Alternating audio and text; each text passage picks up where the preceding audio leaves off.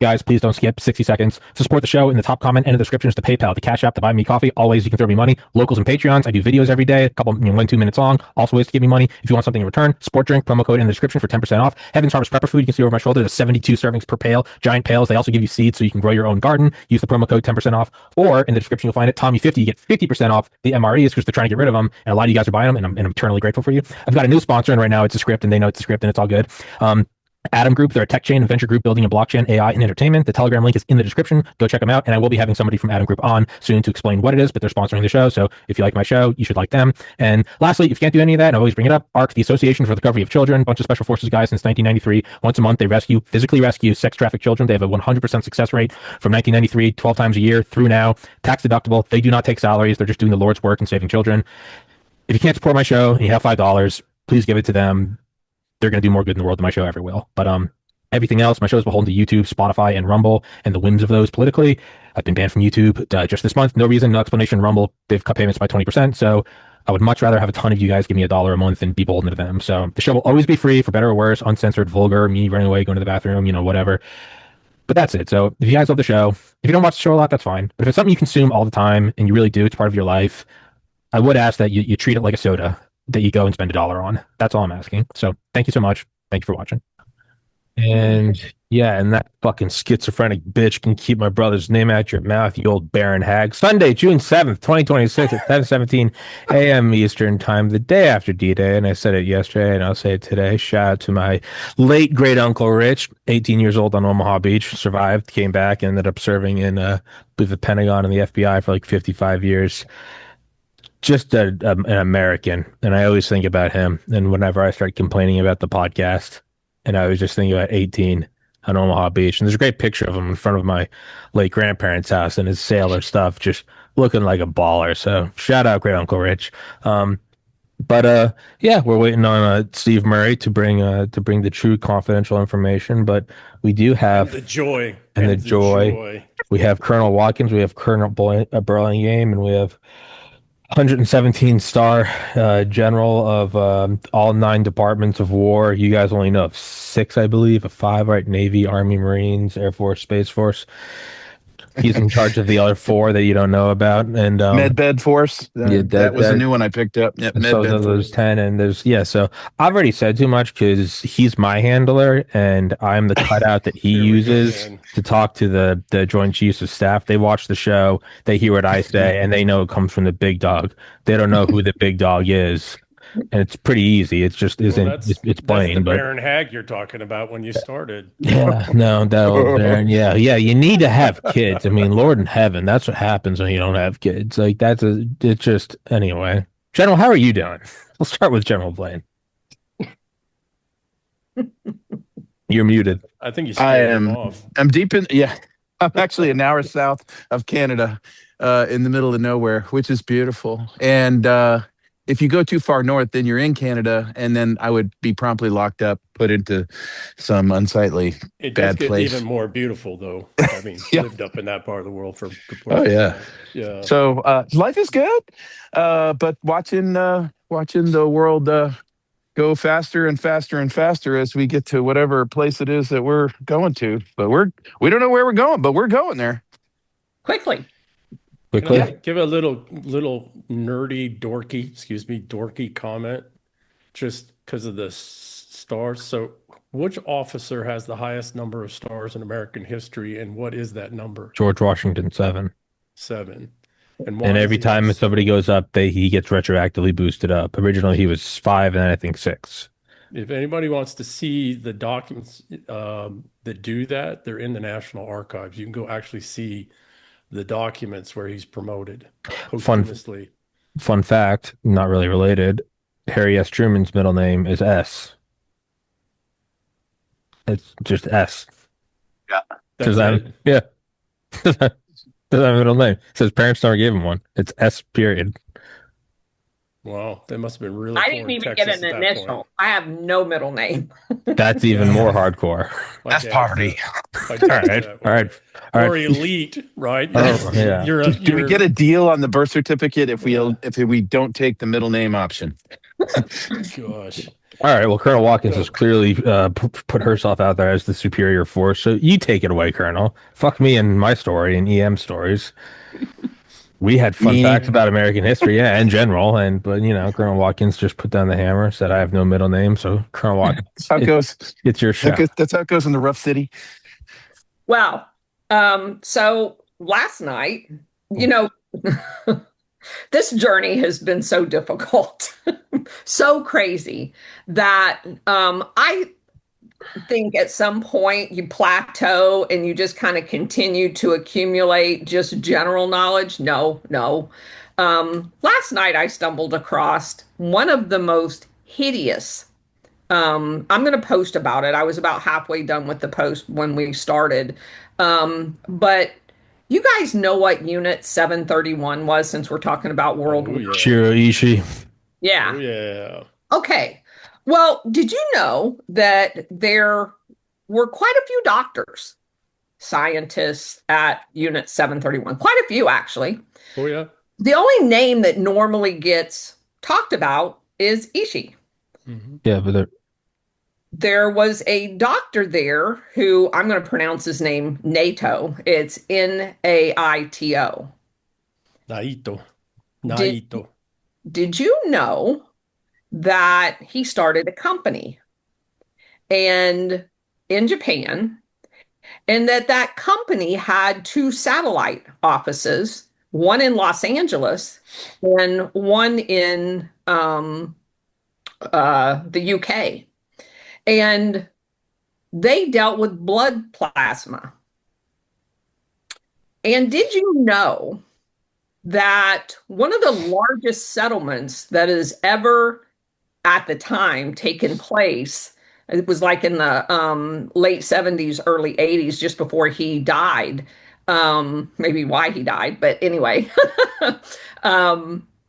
that company was prosecuted for passing contaminated blood to thousands of Americans with HIV in it. Now, this is a guy that experimented on Americans and British soldiers as well as Chinese people. And that when Russia came into that camp area, there were multiple camps. We usually only hear about the one major one where they were conducting the experiments, but they actually had several buildings dislocated, some in town, some not in town. And that the Russians are the ones that actually freed the survivors that had not yet been killed, because everybody that went to that camp eventually died, except for obviously at the very end.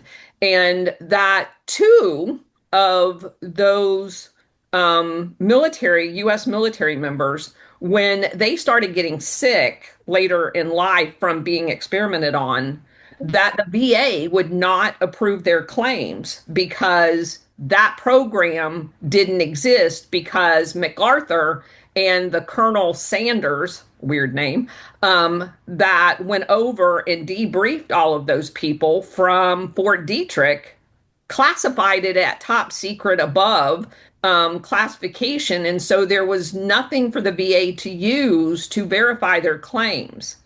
And that the DOD refused to declassify that to get these guys help. And it took a lawsuit in order for that, and congressional involvement, in order to get that program even acknowledged, of the fact that they had been experimented on and tortured in Unit 731.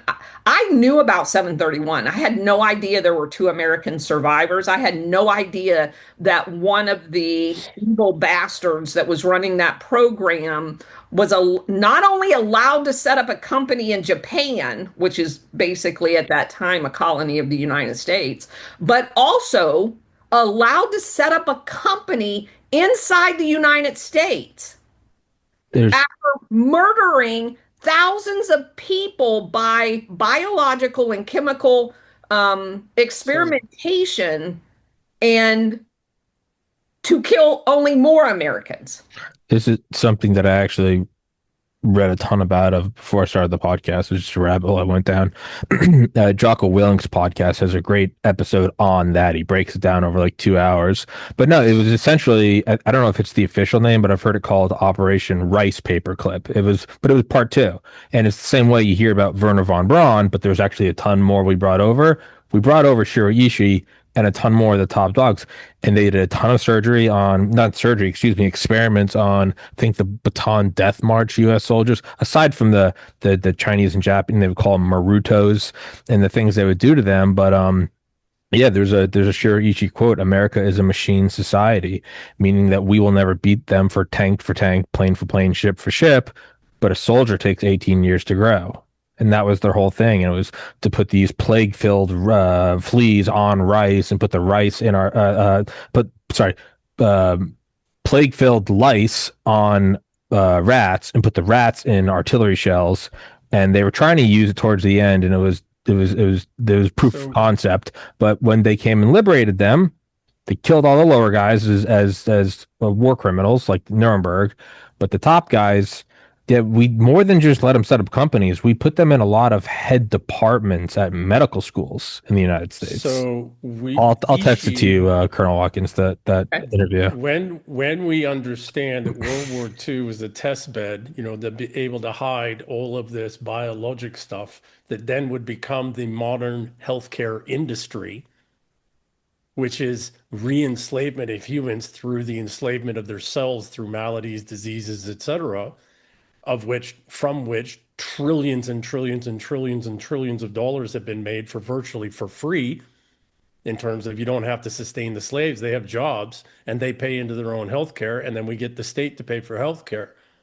When you realize World War II was used for that, and that both Ishii and Schugert, Ishii's equivalent in Germany, Angela's bosses, the top guy, were brought into work directly, and sorry, you Air Force chaps, but were brought into work directly with General Armstrong at Air Force Medical, which became the United States medical system. Schreiber and Kurt Blom, sorry to interrupt, Schreiber and Kurt Blom, because those were tied directly into the Luftwaffe. That's where it started. It started with that was going after hypothermia, and then very quickly led to like, hey, let's put acid inside their eyes. But that was the argument. Was we're getting into the edge of space. We're getting into weightlessness, and they also all the downed soldiers in the English Channel, or the downed pilots. They wanted to bring them back and do all these ice bath experiments, pressures, and they ended up just throwing everybody in there. But that's the top of them. Always we take them back. Stoley and I always made a joke. If you're going to be a war criminal, you have to be the absolute worst, because if you're second rung, if you're second rung, you'll get hung at Nuremberg.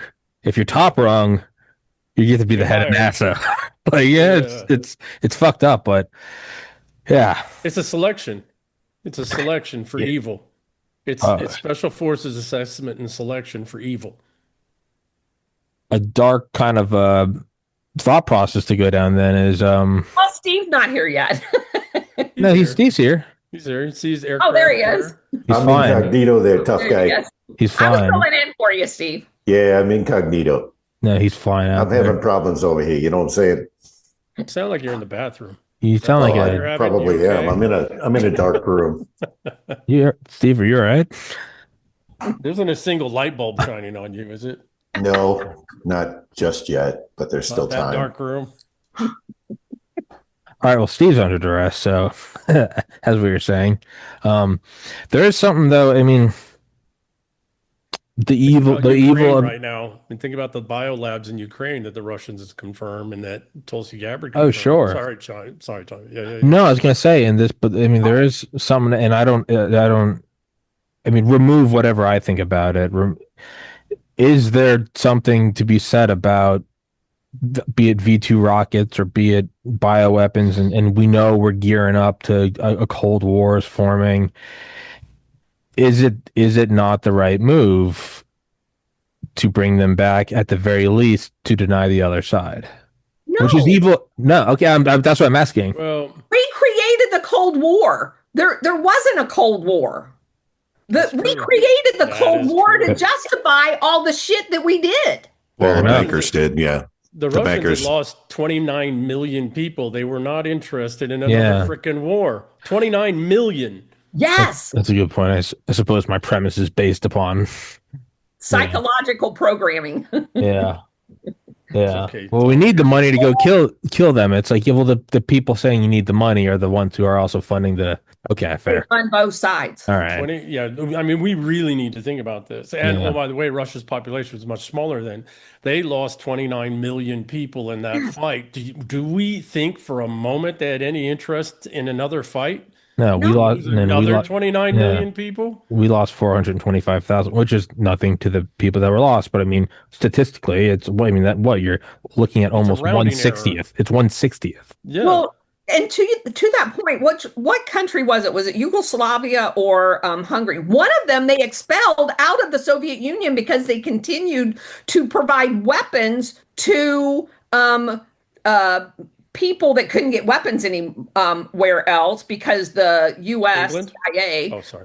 was, yeah, all of them was destabilizing the early countries like Iran and stuff like that. And so when Mossadegh was looking for weapons to be able to fight off this attack, one of those countries, and I don't recall off the top of my head, I want to say it was Yugoslavia, but Bulgaria is the major weapons hub. They actually expelled them out of the Soviet Union because they didn't want the clash. They didn't want people to say it was the Soviet Union that was providing the weapons. That's how much they wanted to avoid a conflict early on.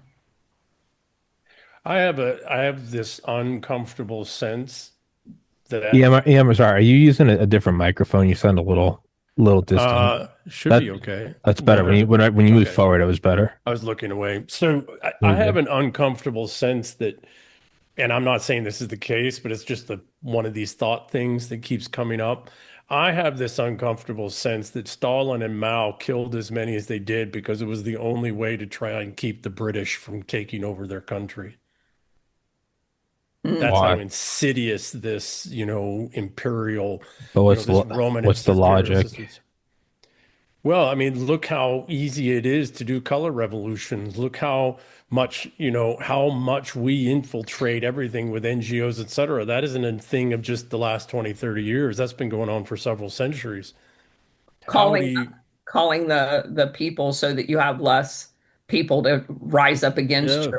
Yeah. And you don't know, right, that so the old system, the old regime, the old royalist system actually allowed, though, for some mechanism of trust. You knew the little codes and signals, and I don't mean, official codes and signals, but, the little civilizational things to know whether somebody was loyal or not. You kill that off, you remove that. Now you have no ability to, get to that ultimate way, can I trust this person or not conversation. And so what winds up happening, you wind up with a zero trust society, because that's exactly what the enemy trying to overthrow you wants, is a zero trust society. So I can turn, to Colonel Watkins, what you talked about the other day, so I can turn everybody against everybody on whim, on demand. Well, when you're on the receiving side of that, how do you react? Yeah. What do you have to do? And I'm not saying Stalin or Mao were right, even if that's what they, was the reason for why they were doing it. But we don't really put ourselves in the mind of leaders and people on the receiving end of the shit that we do. Correct. That's an interesting concept. Yeah. So, I mean, not to completely derail it or perhaps push it in this way, but it's like, okay, so, the idea is like, well, we wanted a Cold War, so that logic is like wrong, right? It's like, we got to do this. And you're saying like, no, well, we didn't have to do the bigger thing anyway. So let's wind that back even more. And it's like, well, did we let Japan bomb Pearl Harbor? Did we, through the embargoes and stuff, we had obviously had all this intel was waiting in these, they found documents the next day that were dated and timed the hour before. We had Battleship Row, which were all old ones. And at the time I believe we were only doing Lend-Lease to Britain. And this was kind of our, America at the time, from whatever my understanding is more isolationist, fuck this. did we allow that to happen to push World War II? And then that kind of comes back to your thing of we went insane in World War I and we haven't returned. So instead of the official story of World War II happened and then the Cold War needed to happen, which is what I was going with earlier, did any of it need to happen? And not in the sense that we should all be loving each other. I get all that shit, but like, did any of it need to happen, or was this push? Did we say let Japan do that shit so that we get involved with Europe? Yeah, to create so that the world goes to war with to Russia. create this Axis ally that goes like that, and then when it's finished, there's still that tension for a strategy of tension. It's not so for much 50 that. fucking years. Back. Let's go back to Mackinder and before. Who's Mackinder? Blaine or Roxanne could talk to that better, but I can't remember his first name. But Mackinder is the one that did the Mackinder strategy, where you ring Russia with conflict, any enemy with conflict, perpetual conflict on their borders that they have to deal with, and they expend themselves. Give me 1 second. Since the beginning of the Industrial Revolution, because Europe and the United Kingdom are so resource poor, natural resource poor, Russia has always been the target. Yes. Because going after Russia's natural resources cuts your supply lines and cuts all the expenses you have to put into securing Africa and other parts of the world, right? So Russia has always, since the beginning of the Industrial Revolution, been the target. Yes. Period. Now they can't get it. They haven't been able to get it in 300 years of attempts. So what's the next one? They're just walking in and taking without a fight. Canada. Yes. So to your point, the book called At Dawn We Slept documents a wargaming that happened at what was the precursor to PACOM 10 years prior to World War II and Pearl Harbor. And they had a war game of Japan using Hawaii as that flashpoint. And for the first time, they'd been running this war game for several years prior to. The first time the red team, 10 years prior to Pearl Harbor, tried a northern route, which is what happened with Pearl Harbor, they won that game. That was the only war game that was ever decided on behalf of Japan during this wargaming exercise. That's the exact plan that the Japanese used, and it was formulated at PACOM during one of those wargaming exercises. And it was shocking to the people that were involved in it that it actually turned out that way. That's number one. But number two, if you go back and you read the Fabians literature, both in the UK and their corresponding Fabians, of which Woodrow Wilson was one of them, in the United States, they actively wrote that there needed to be a trigger event to get the U.S. into World War II. Repeatedly. Yeah. So let's go back to...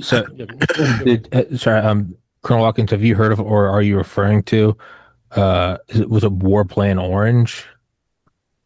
That was something where it was essentially the island hopping campaign, and then you find out that it was written and planned to nth degree in like 1921. So that must be different, because this wargaming exercise was in the early 1930s, according to At Dawn We Slept, where they actually put it into a war game. Now, there could be precursors to that. Okay. Where they actually put it into, and actually the outcome of all of the wargaming that was done before and after, that was the only route that worked. I was guessing maybe then it's just another piece, kind of an agreement of what you're saying of like, there are these things that in hindsight, it's when you look at all the weird, vaccine laws being passed in like summer 2019, you're like, Dr. Bragan's book is probably the best ever about it. You look at all this shit. It's like, Bill Gates was just getting involved in this in 2018. So that's what I'm putting it out there as another data point of Tommy, this whole plan. What you're saying is you've got a pattern that was starting. Generally, you cut out.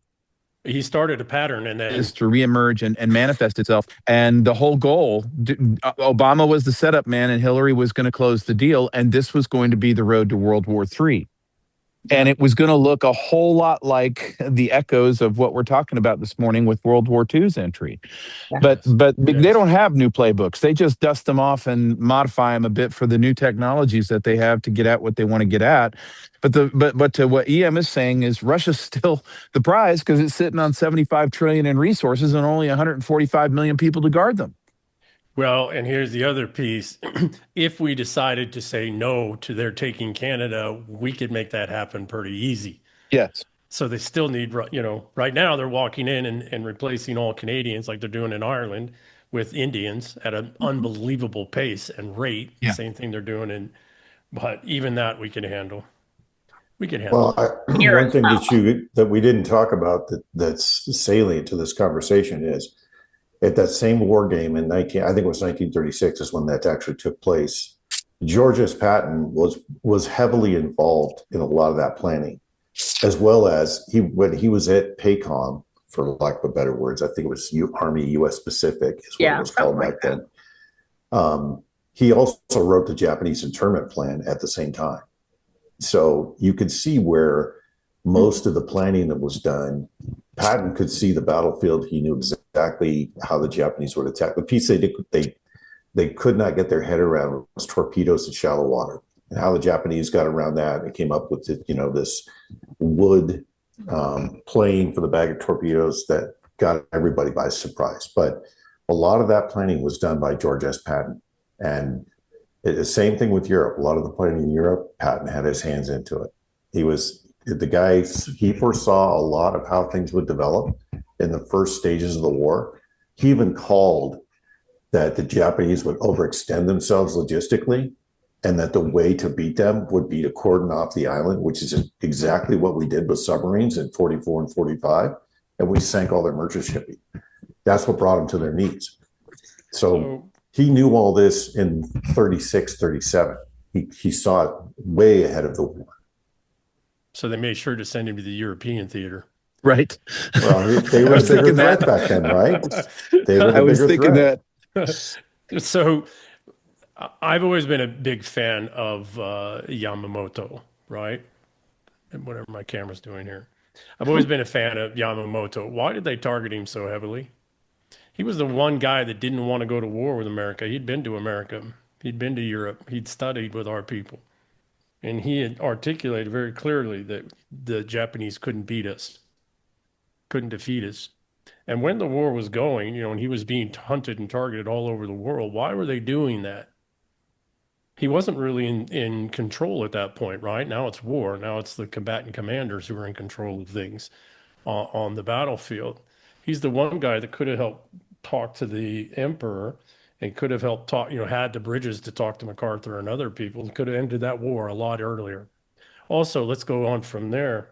Why did we drop 2 nuclear bombs on them? Japan had asked for unconditional surrender 10 days previous. We made a new toy. We were going to use it. It was part of the plan. That was part of the plan. Absolutely. That gets us to today. Yeah, we thought we could get Russia to capitulate. Yep. And sorry to go back to what Steve was saying. This one might be more of a stretch, but just the very idea of like Patton was doing this, what you said, after World War I, before World War II. There's a great book about Eisenhower, about how Patton and Eisenhower were buddies at some war school after World War I, and how they would not give up the idea that tanks were going to be in World War II. And all the older guys from like the 1890s were all like, hey, you two need to like shut the fuck up. Patton and Eisenhower used to sneak out at night. It's a great book by Richard Striner.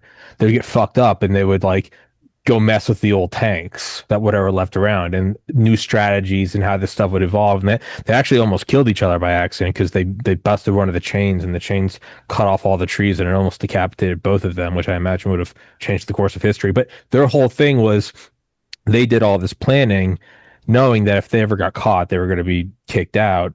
But they were like, we know how the next war is going to be formed. And then a lot of those plans were put into place. So even just that as like a data point, the idea of them kind of planning this anyway, and then it coming to pass, kind of feeding more into what we're talking about. It seems like all of these things were getting World War II was going to come to pass, not by accident.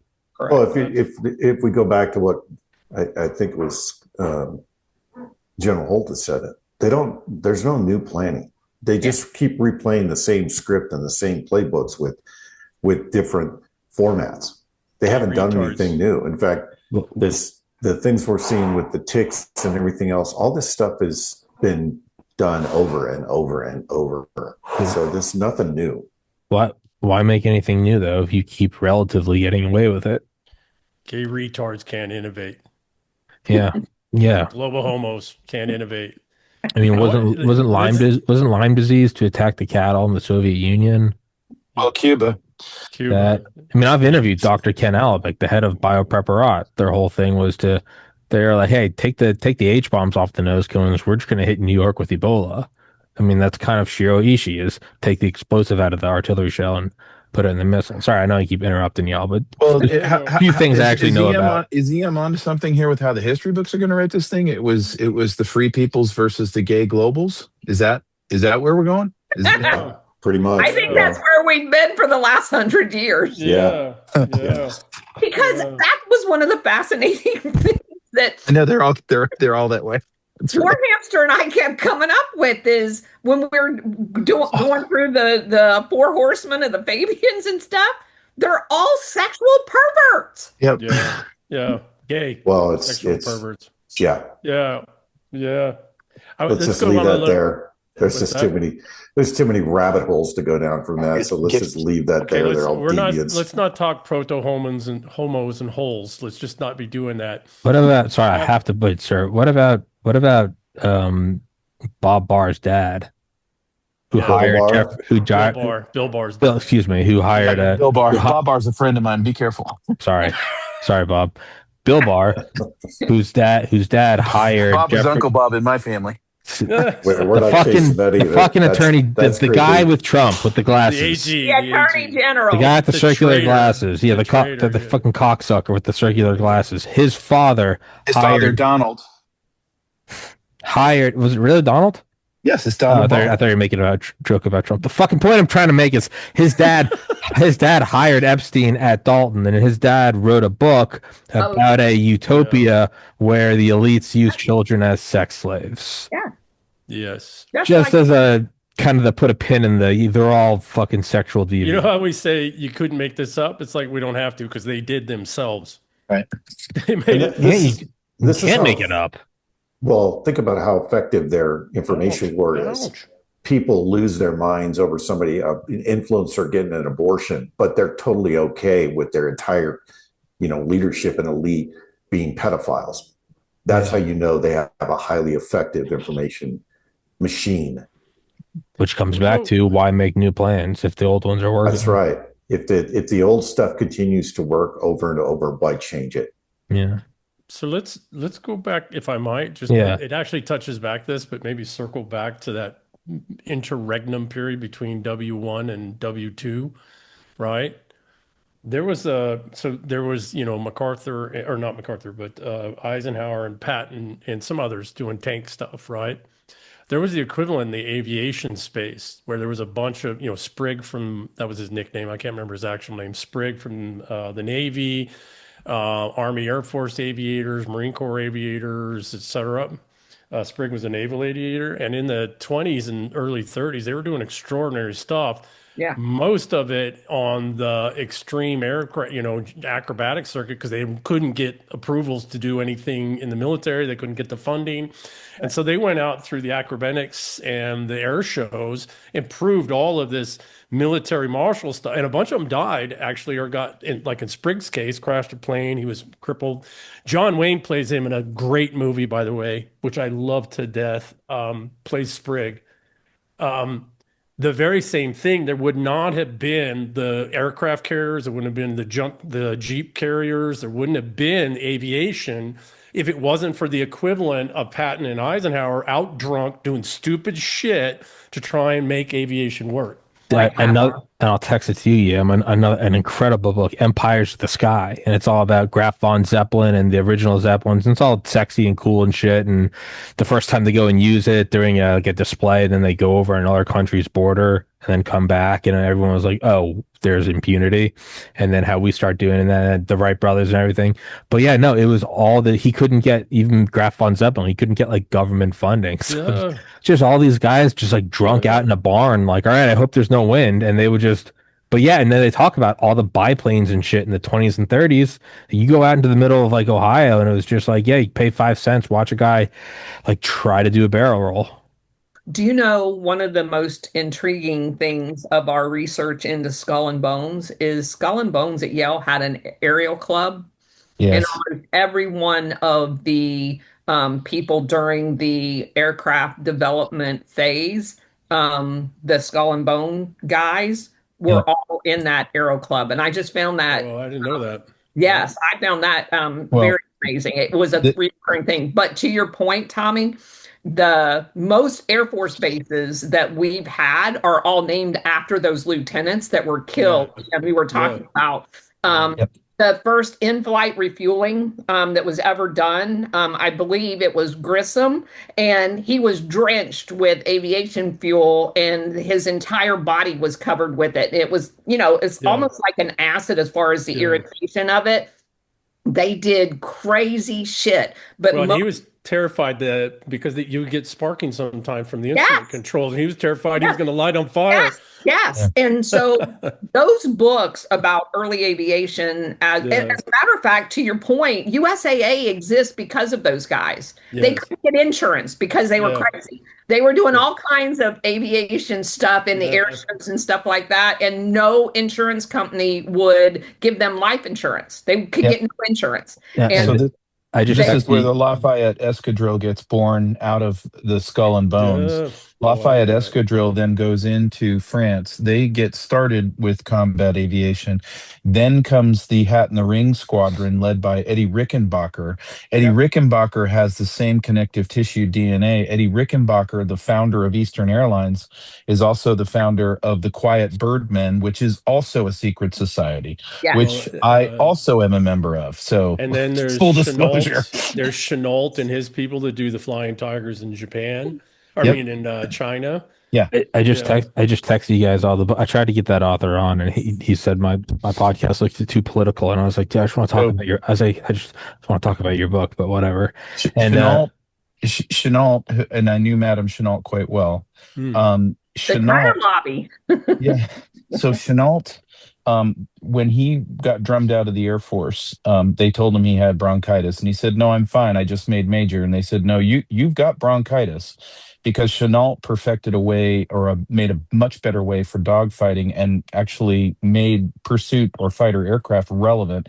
But the Air Force at the time, under Hap Arnold with the ACTS school at Montgomery, Alabama, was bomber zombies only, and they believed in Gilio Duhay's idea of this battle bomber with enough guns on an airplane will save the day. Chenault was part of the recalcitrance that goes back to Eddie Rickenbacker, but he also could fly his ass off. And that's how, when he was drummed out, he had to pay for 8 kids and a farm in Louisiana and his wife Nell. And to do that, he just started doing flying circuses around the Horn. And that's when Tex Hill came on the agency of Madame Chiang Kai-shek, who was the chief of the Air Force, and he agreed to a $3,000 only contract to come be a consultant, and then he would never leave China. Yeah, and he flew drugs around for the CIA. Yes, he certainly did. At the end of that, he absolutely feed those 8 did. kids, and at that point, he had 30 grandkids, and that shit's expensive, right? You can't. Unlike, this big Air Force retirement that you guys got, he didn't get that. No, my practice wife got all that money there, EM. Don't worry. There you go. The Viking took it. Just fair disclosure for everybody. I am a unrequited aviator. That's all I wanted to be. I wanted to be an astronaut. That was what I wanted since I was a kid. And then a little thing called red-green color test kind of put an end to that. So I did do a lot of studying when I was younger and reading up on aviation, et cetera. The reason I bring this up is that Yes, the global homos, the proto-homos, are constantly reusing the same playbook. There are, however, in interregnum periods and even in conflict periods, there are folks that are always kind of innovate. They're drunkards, Yeah. the misogynists, all the labels, right? All the labels.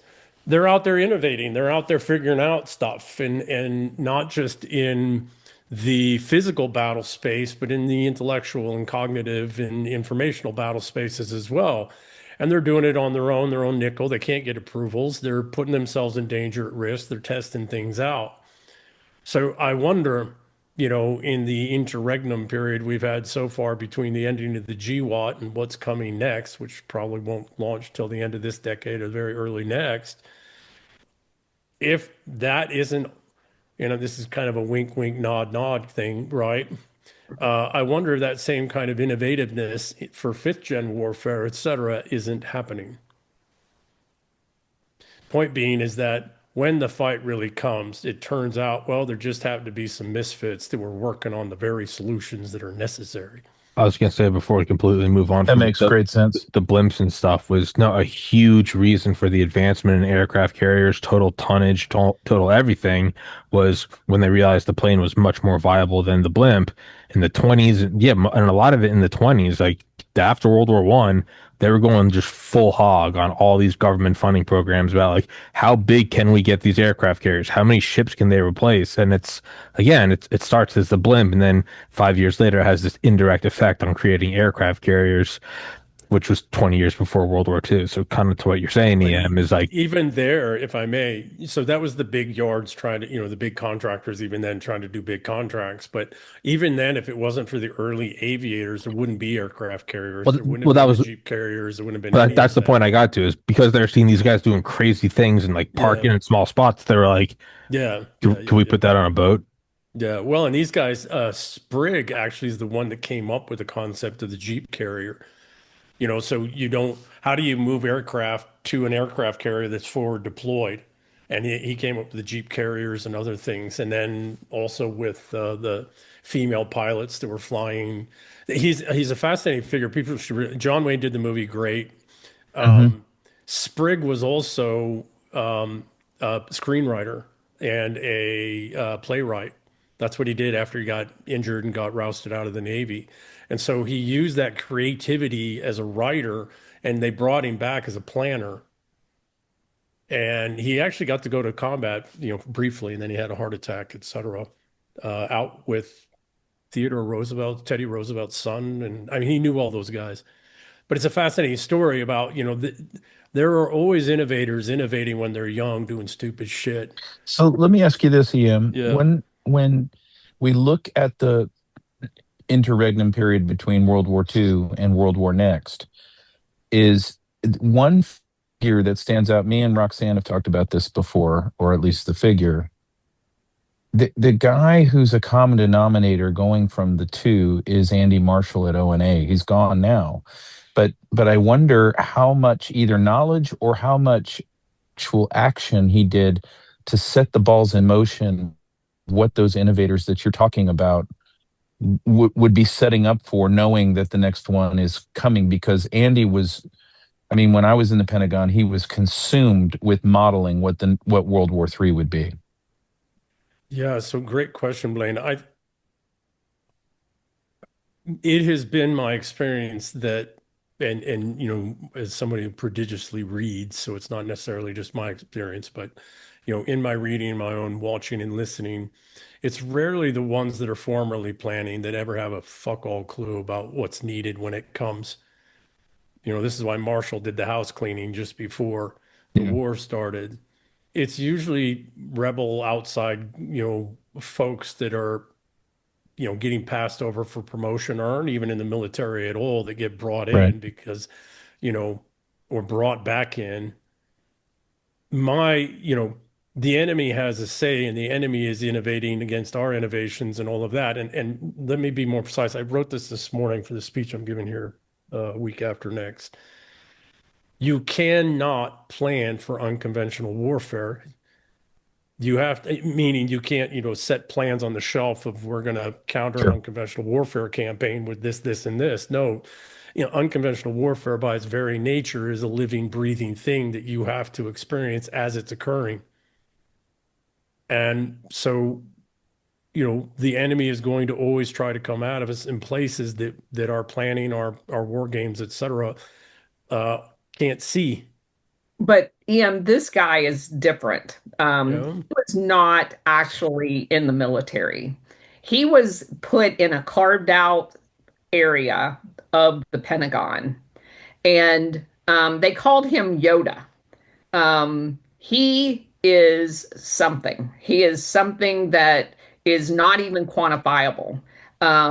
The Office of Net Assessment is where it was like a conduit from the CIA and their DARPA type stuff. He was like a node in this massive edge of the earth kind of technology. I don't know if you guys are aware that Orlando had a modeling and simulation lab, and this guy, Marshall, was basically in charge of that. The only reason I know anything about him is because my last boss, that was a general that I was an executive officer to, was an intel officer by trade. And he's one of those top guys that was read into a whole bunch of different things. And he used to have all of these people that didn't belong to our organization coming into his office for closed door sessions. And he was always going down to that area the Office of Net Assessments. The Office of Net Assessments is where that Halpern guy that staged the initial Russiagate coup, he was paid out of that office on a contract. They're into all kinds of, he started his career at Rand. He is one of those people that is an icon if you know that world in the Pentagon. But he fits the model to General Holt's point of one of those people, even though he was sitting in the Pentagon. He had his fingers in all of the pies. I understand your point about the guys on the outside, but he had a way of getting those guys. He found those guys and brought them into his universe. He had a map of everybody. Yes. So I don't, that's all the network warfare stuff. I don't, all of that is absolutely essential. Come a little close. Come a little closer. Yeah, all of that's absolutely essential stuff. Give me 1 second. Where my concern is that we are on the verge of a revolution, not a world war. That piece is getting steadily backed away. And revolutions are not fought. They start as civil wars, they start as civil conflict, and then they become civil wars, and then they shape up. And if the rebels win, then it's a revolution, right? Those are fought very, very differently than, the logic by which those begin and shape up is very different than military thinking, even intelligence thinking. Because you're dealing with your populace that has had enough and can't take anymore. And they've read all of your documents, and they've read all, it is an astounding thing when your autists decide that they need to overthrow you. Oh, let me take the talking stick here for a second. Yes, sir. Let me tie all this together between Marshall, the crazies out there who are the free radicals inventing cool shit that we could use, and then the potentiality for this revolution. We have a pretty passive society that through a co-opted education system, really people are cognitively separated from the idea of everything. So what ties that back into a population that says, oh, we're going at you and there is no tomorrow, we're going at you? Well, it may be emerging. There are technologies. When we start to now take a look and examine some of these things like medical technologies, Royal Rife frequency technologies, anti-gravitic or 0-point energies, if they're going to start rolling those things out, and then in the history of how those things were suppressed over 60, 70, 80 years becomes widely known.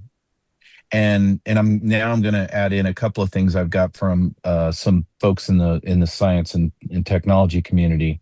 They believe that to cover or spackle over the utter anger that the American people will have when they find out they didn't have to go to all these wars, they didn't have to pay for gasoline, they certainly could have had better medical care and better food, and 130 million people in wars didn't need to die, they're probably going to be rather pissed off.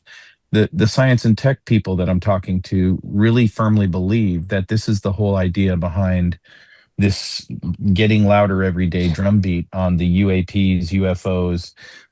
Here's how we'll stream it out. It'll be the aliens showed up and gave us all these really great gifts, and so they're you only can going to work see, with us. Yes. and they're only going to work with us, and so you can Yeah, see we didn't do anything bad to you. It's that now you've got good stuff, but that veneer, that patina will wear off so flick and fast because it is obvious when you dive into the histories that these things in physics have been with us for quite some time now, just known by a smaller pot of people who were always patted on the head and said, "Hey, that's just magic. Leave it alone. That's for the science kids." Now back to Marshall. Marshall had known all of these things, and then we get to the pattern talk of our conversations in war to war. I think that's where the collision to the revolution or a revolution is very possible. I think that's what makes your kindling dry, if you will.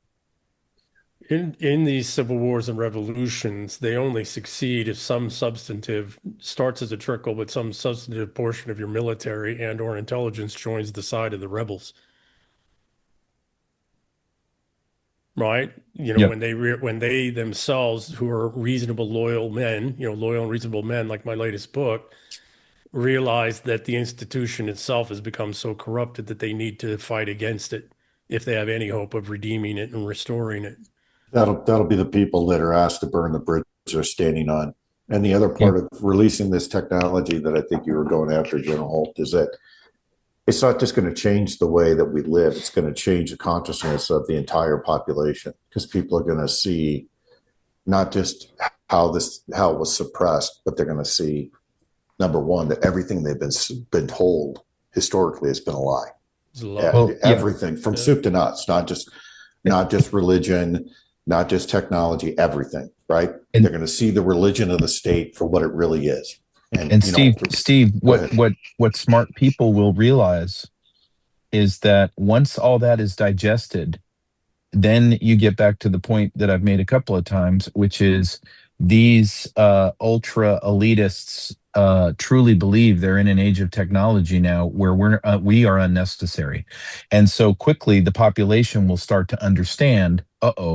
We're also targets. It's another impetus to get the revolution going, because it's, I'm going to have to hit you before you come at me. Yeah, wholeheartedly agree with that, because I think people are starting to catch on to that, especially in, look at what's going on in the UK. I mean, every day you're seeing more groundswell towards a revolution, not a civil war, a revolution. Although it's going to be a three-pronged fight, which is going to suck. They always start as a civil war, but give me a second. In order for us, what has been suppressed from us is becoming a type 1, the Kardashev scale, which everybody should understand and know, the Kardashev scale.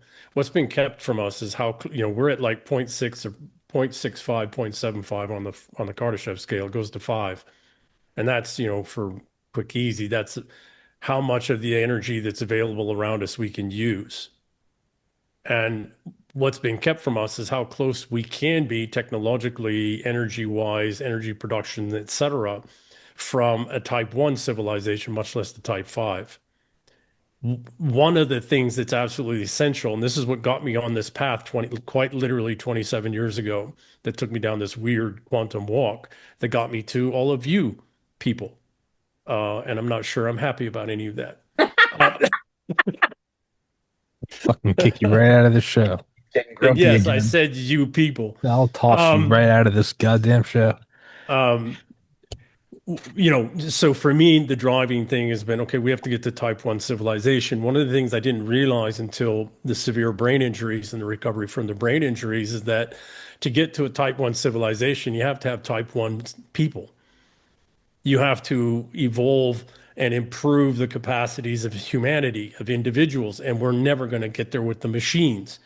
Humans are billions of years ahead of, evolutionary development from the machine. It would take even if you could accelerate replicating human cognition and human consciousness with the machines, it would still take another several 100 million years, because life at the cellular level has got billions of years ahead start. So we have to get people to a type, what people will get really upset about is not how far away we are from a type 1 civilization and how much easier that will make everything. No. What people will get really angry about, and what I'm, in myself and others, which really makes people angry, is how far from a type 1 human being that we've been kept.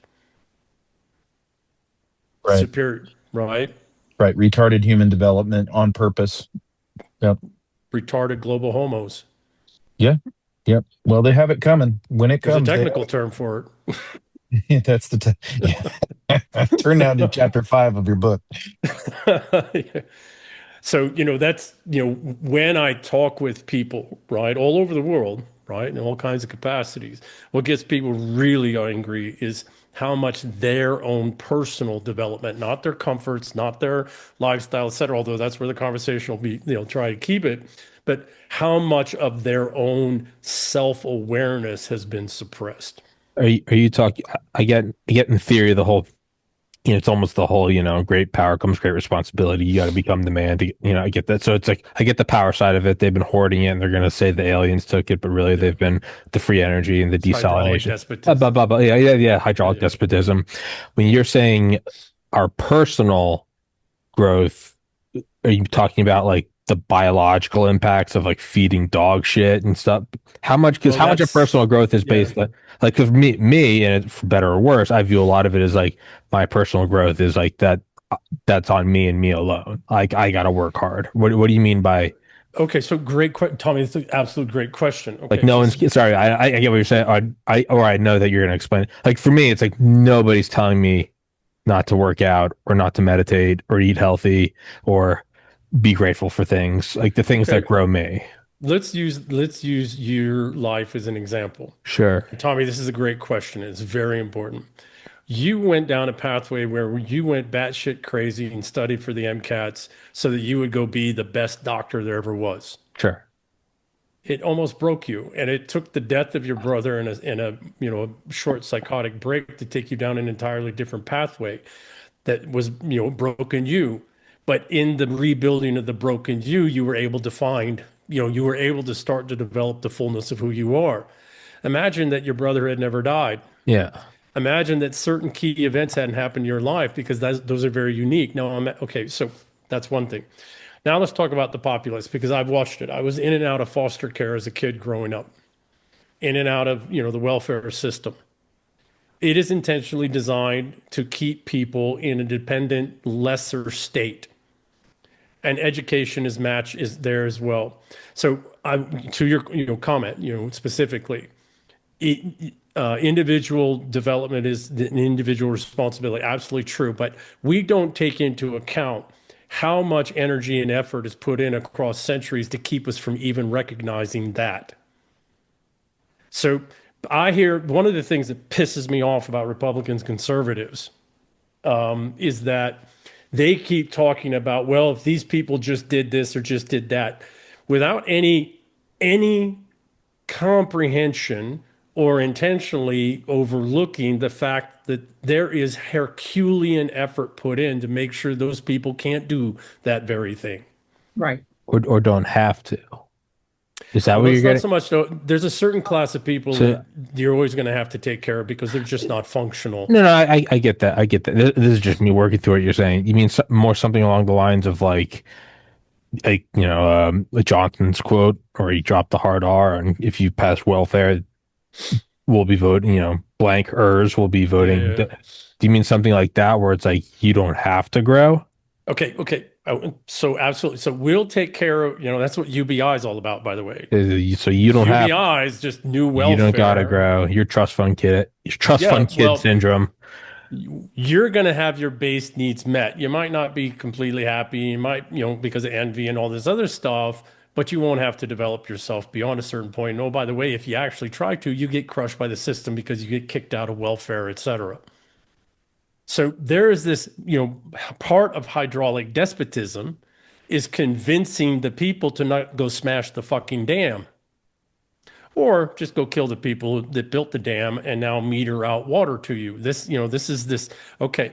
What is the thing that all these power systems depend upon? They need you to self-regulate they need you to regulate yourself.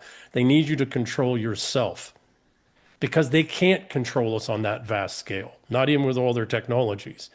So how much effort do you think is invested for across thousands of years to get us psychologically in a place where we limit ourselves? Right. Sorry, Roxanne. No, that's because that's the whole premise behind the Fabians. That was their whole premise. Is to create these systems that keep people pacified, for lack of a better word.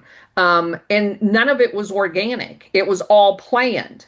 And the whole Wilson, Great Society, which weird, 50 years before that, 30 years before that, one of the Fabians actually wrote a book called The Great Society. Every single one of these things has been replicated out of documentation, and it pushes the people down to be poor people. And then they use the mantra of looking out for poor people to justify the greater governmental control mechanism that allows people to not own anything and be happy. That they put tremendous effort into that entire structure so that we don't, and there's few people that break out. You hear Dr. Carson's testimony of growing up in projects and becoming a brain surgeon. Those are very unique courses of action where he broke through that artificial compression of people's capabilities, because then you have to ask how many people are buried in that system that could be a Dr. Carson. Yes. How many type 1 people are there? Yeah, that's the same. That's my story, to the same as EM. I grew up very, very poor. But I had a rebel nature that I was not going to allow that perpetuation of that class to not pursue the goals that I had set for myself. But I look around me, especially being back in my hometown, and I realize how unusual that is. That people, because the system was designed to keep me at that level.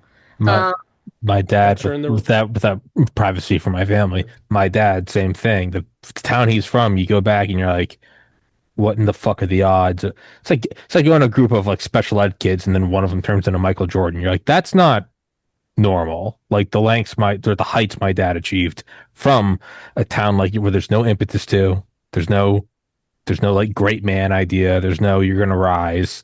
You go there today and it's like, yeah, you should be on fentanyl. And it's the same thing. Yeah. So I want to preface one thing. I didn't start that way. That happened a little bit later, as we got into life a little, just to mother circumstance. So I did see life completely on the other way early on. Yeah, I didn't see it. Give me 1 second. Roxanne, to all the studies and work you do, right? And then to this conversation. Orwell was a manual. Yes. Brave New World was a manual. Lord of the Flies was a manual. Correct. These are 3 pathways that you can choose to go down as a person that you're going to live within the community, but you're going to have to suppress yourselves in these ways. There's the Brave New World, Huxley's way. There's the Orwell Bradbury. 84 way. And then there's, well, Bradbury's another one.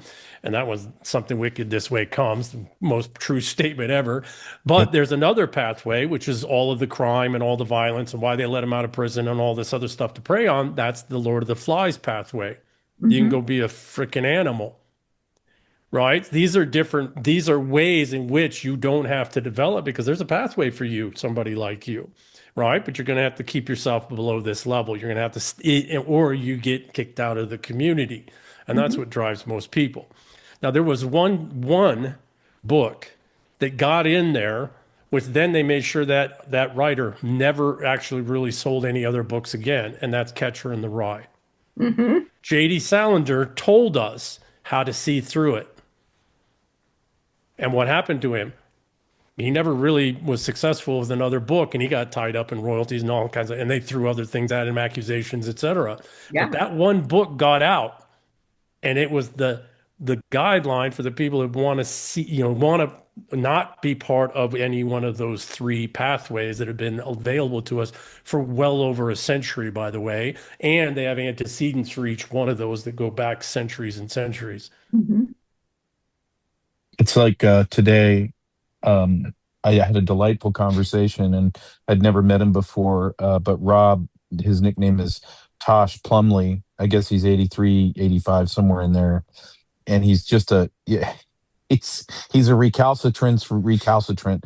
And he wrote this book, Deep Cover, Shallow Graves, about him being a CIA pilot since he was 16 years old, and lied about his age and all of those things. But the reason that the service picked him up is because during basic training in EM, you'll love this, he had a drill instructor throw a grenade in his foxhole, and he threw it back at him, and it went off. Awesome. So Plumley is the guy that Gary Webb used and many of those other people to prove that the CIA was in the drug trafficking business. In America. And he's at an age now where, and he told me this to my face, he goes, I said, why are you alive? He goes, well, I just don't care.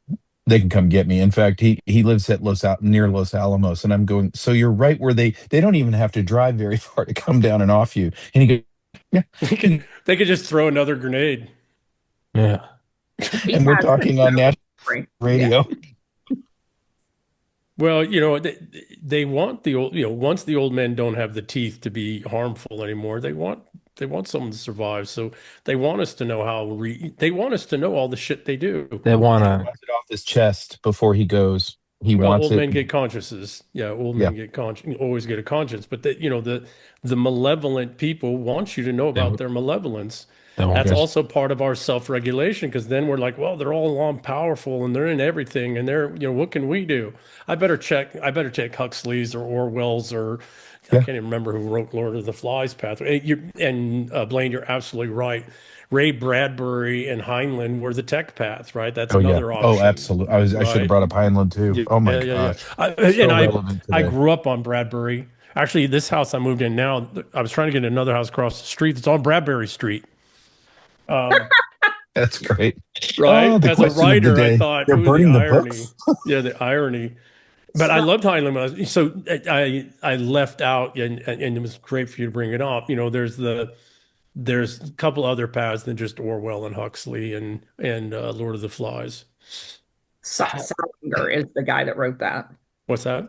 Salinger. J.D. Salinger wrote Catcher in the Rye. Yeah, you were asking who wrote that. No, I know that one. I meant Lord of the Flies. I don't remember who wrote Lord of the Flies. I'll look it up. And they just remade that as another as a movie, ludicrous fucking reinterpretation of something. Yeah, just unbelievable. Yeah, no, I mean, on a positive note, right? Because it's Sunday. It's a lovely Sunday. The sun's out, I think. William Bowling. Okay, thank you. There are always innovators outside of the system, but with enough connection to the system, who are always just tinkering and figuring, working on things. And then it's just, we wouldn't be here as a species otherwise, because every once in a while, exactly what they know, and what they've been tinkering with turns out to be exactly what's needed. You know, if World War II had gone in a different way, Eisenhower and Patton would have been useless, right? If it hadn't gone to, you know, blitzkrieg and tank warfare, they would have been useless, and we wouldn't have known their names. There would have been some other generals. Yeah, there'd be two other guys, you know, though. Right. Same with what are the naval equivalents, right? Gosh, I can't. Rickhausen and Nimitz and I mean, we wouldn't know their name. Halsey. Yeah, Halsey. Yeah. Great. So, you know, there's always hope, right? There's always great, you know, there are always autists and rebels who are working, and you got to have a little bit of both, like Stoli. And you got to be, you know, they're always tinkering with the things that nobody else wants to look at. And it turns out at some point, that's exactly how the enemy comes at us. In terms of the personal. Wait a minute. EM. Yes, ma'am. Are you suggesting something there? I don't know, because, you know, we can, so there are, and I just wrote this morning, also it's going in the speech, you know, y'all are familiar with finite versus infinite games, right? But you just so happen to have these guys well versed in this, and this is how the war goes? That's what you just said. Well, here's why. Because humanists are always playing infinite games, and in infinite games, there's infinite discovery space. Our enemies and people of systems are always by nature playing finite games, and there isn't an infinite search space there. There's finite search space. But if the same people are funding both sides of every war, then they determine what the mechanisms of that particular war are going to involve. Yes, but again, I'm not talking World War. What I'm talking is a revolution. No, I'm talking about, you made that analogy with, we were talking about World War II. So it just so happens that we have these experts in this, and this is what the warfare ends up being. There is a plausible statement to be made that that wasn't random,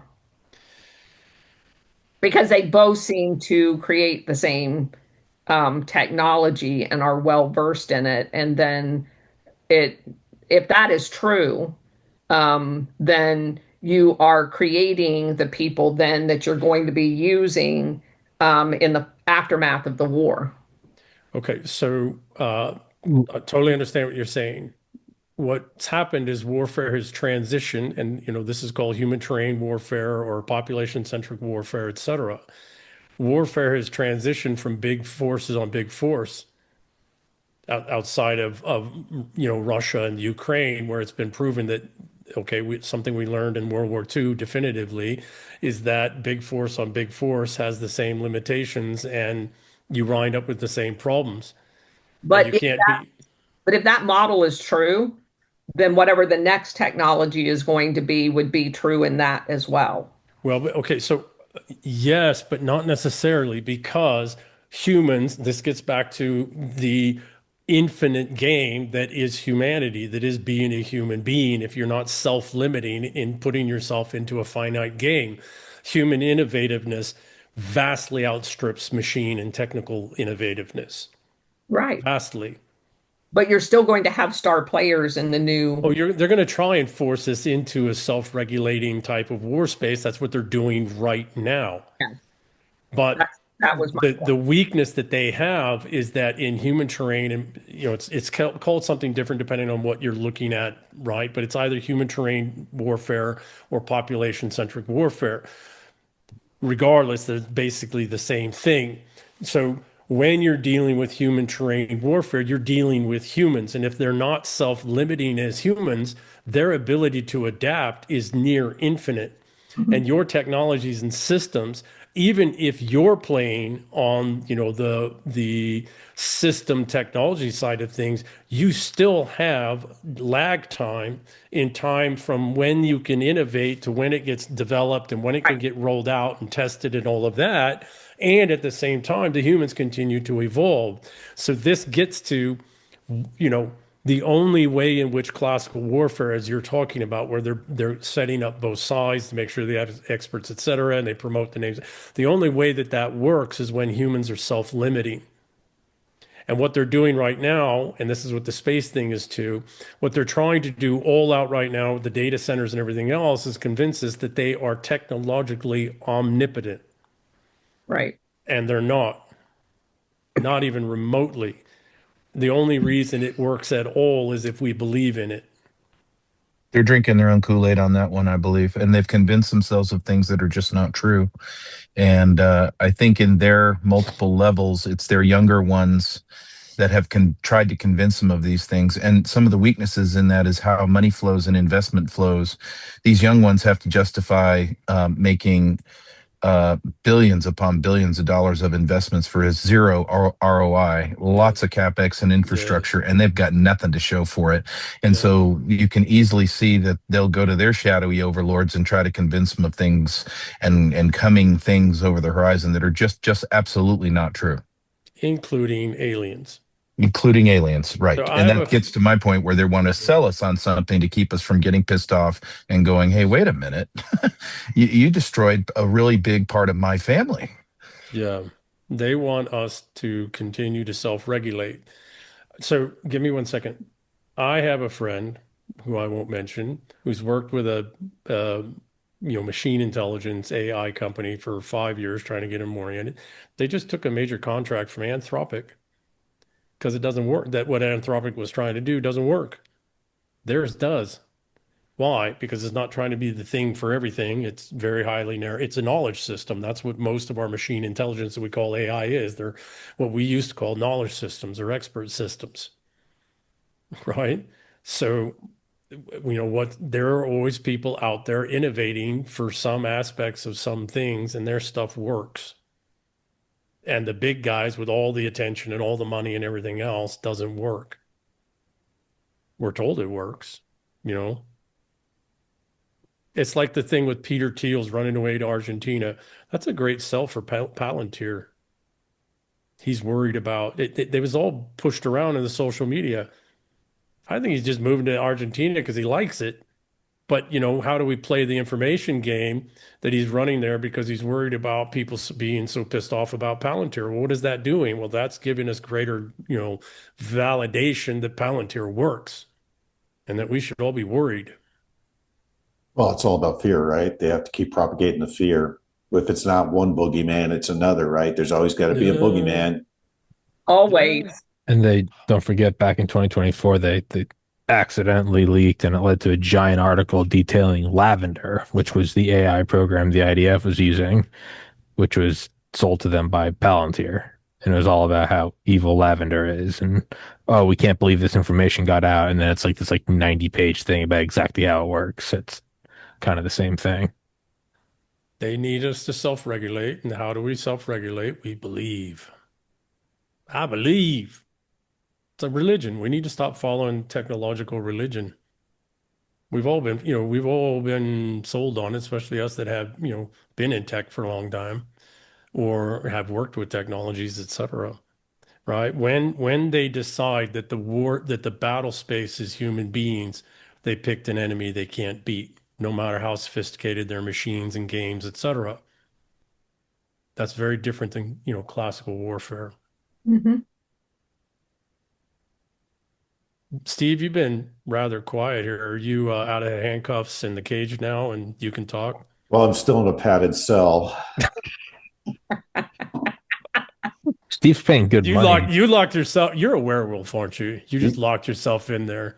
No, those words are blasphemy. I'm a vampire. So actually, I'm an alien hybrid. There's a difference. Yeah. A vampire alien hybrid. There you go. Here we go, selling the illusion of genetic manipulation and how advanced we are.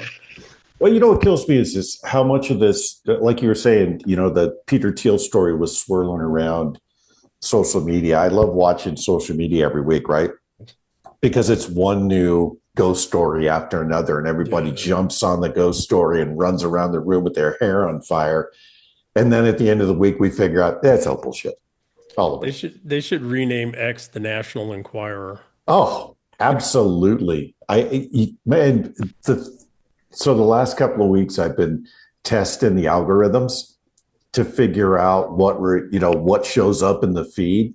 So I'll respond to certain text, certain posts, certain ways, and then I'll respond to others to see which ones fill. The algorithms are written so anything you respond to, you see like 3 times up. And then when you respond more than 5 times, you get 50 times. So it's a factor of 10 of what you see and what you respond to. And it's literally it's like clockwork. And if people just realize that half the stuff that's curated in their feed is nonsense and they just tuned out of it, like this week, I've completely tuned out of social media. In fact, we got here on Sunday night and I woke up to no power. We had just gotten off the road at like 11 o'clock at night. I'm like, great, the zombie apocalypse started. I don't have any water. I don't have any food, and we're out of toilet paper. We're screwed. Didn't 2020 teach you anything, bro? Yeah, You don't go to always keep a Costco. trailer of toilet paper. Yeah, there you go. Yet another social media lie that propagated. But so much of what we're fed and so much of what the public sees right now is just curated nonsense. I can see why people are so confused because there's no rudder in the water for a source of truth. I mean, we've talked about this before on how many different shows, and that one thing that I've run into, especially here, I'm in Wyoming, by the way, is that people don't tune in.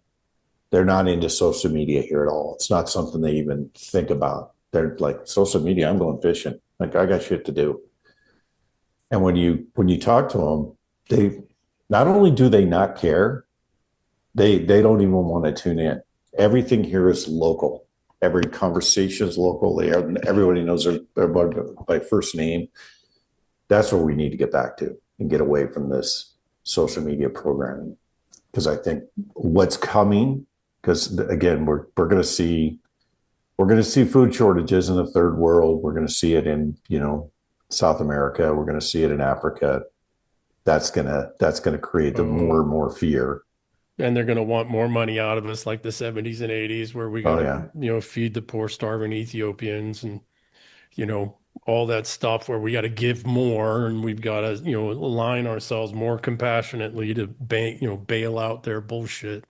Yeah. Steve, the only concern I have, I agree with you fundamentally. The real concern I have with people realizing that half the shit they see on Twitter isn't real. People can't realize that half the shit that goes through their own goddamn minds isn't real. They need to start filtering their own damn self, right? That's getting to a type 1 human being. I've written a piece on this, actually. I'm not going down that rabbit hole. I mean, that's just a whole different set of rabbit holes that we need to regularly, every once in a while, it doesn't happen very much anymore because I've diligently for decades whenever this, but every once in a while I'll even tell myself that's nonsense, right? And check myself. It's like, wait a second, that's nonsense. Where the hell did that come from? Oh, I do that all the time with meditation. When a thought comes, I'm just like, hold on, fact check that. I'm just kind of like, hey, come back. I need to see the ID. Sometimes it's like, well, you're doing this, and you made less money this month, and you need to pay that, and you're like, okay, I'll let that anxiety, you can come in. Other times something's happening, I'm like, whoa. Like look at like growth of the show, sobriety, relationship with family. I'll just be like looking through it. I'll be like, that's dog shit. The fuck you. Like, this is all fine. I reject your thesis. But yeah, one thing I've been trying to last about 3 weeks or so is I only use it on the iMac. I upload the podcast, just the copy and paste the link is just keeping Twitter off my phone for like 3 straight weeks. Yeah. Because it's like, okay, you can curate like what you want to see, like don't go into the brain stop, try not to doom spiral. But then I realized I'm like, there are levels of psyops and shit going on that are so beyond like my understanding. It's like Tom Brady playing against, middle schoolers. I'm like, I have no idea what games are being run on me that I'm totally oblivious to. So I've done the sort of the whopper, like, what an interesting game. The only winning move is not to play. I've just not engaged. man, just as a general baseline, I would say I'm so much less stressed in general. You could say I'm uninformed, but in general, like, man, that has been the curation of just removing the thing. Just as an anecdote. I don't need to process what the machine wants me to process. Yeah. Right? I don't need to be making money for somebody that, needs me to neurologically, cellularly process a bunch of bullshit information. Right. I mean, that's what it comes down to, is that they want, vast fortunes are made off of not the machine processing shit, us processing shit. The machine just comes up with bullshit and pushes it around, but then we process it and we feed back in some reaction to it. We're the computer now. Yeah, you realize how much AI. You realize how much free will you have on it. Like I told you, I mean, it legitimately took me up until like 2 months ago, so well over 2,000 episodes, to realize I just don't have to look at comments. Early on, it was like I would argue with people, and then eventually lead to me giving them death threats. Then I was like, hey, you don't need to death threat them. And then it was like, hey, maybe you don't need to argue. You can just kind of passively go this way. And then I was like, well, maybe you don't need to address those. And then finally, I was like, I don't enjoy looking at comments at all. I don't have to do that. Like, I don't have to engage, and the podcast grows just the same. And you realize how much was self-inflicted. Tommy has reached peak enlightenment for an Irishman. There you go. For all I know, I'm destroying the podcast. For all I know, there's people in the comments that are like, dude, love your show, would love to give you $100,000. And I'm just like not responding. Like, maybe. As an Irishman, have reached peak enlightenment, because there's that ancient saying, right? Forgive me if I get it wrong, but the Irishman knows he has a right to not say anything. He doesn't have the ability. And I've removed alcohol, so that's helped with the ability. Yeah, I thought Carrigan was an Armenian name. No. Tommy, you need to. Yeah, no. I've reached enlightenment. Yeah, Thomas Patrick Carrigan. That actually hails from Abu Dhabi. That classic Patrick. Okay. Thomas Patrick Carrigan. You have a whole line of camels named after you. You smart ass. You smart ass. But yeah, I mean, I don't know. So I'm of a different mind. I just like proving people wrong. Yeah, no, and it comes down to that's the other thing is like that's the other thing. Oh boy, now we're in trouble. Now we're in a new place. We're having a good Sunday. We just arrived at a new place. People that throw out stuff like somebody said yesterday on X, and it just come up in my feed that, oh yeah, everybody says colonialism broke Africa, but Ethiopia was never colonized post World War II, and I'm sorry, that's just it. Just because they weren't formally colonized, even though Italy tried under Mussolini, that there's been interference consistently in Ethiopian by Western governments since. So no, that's not true.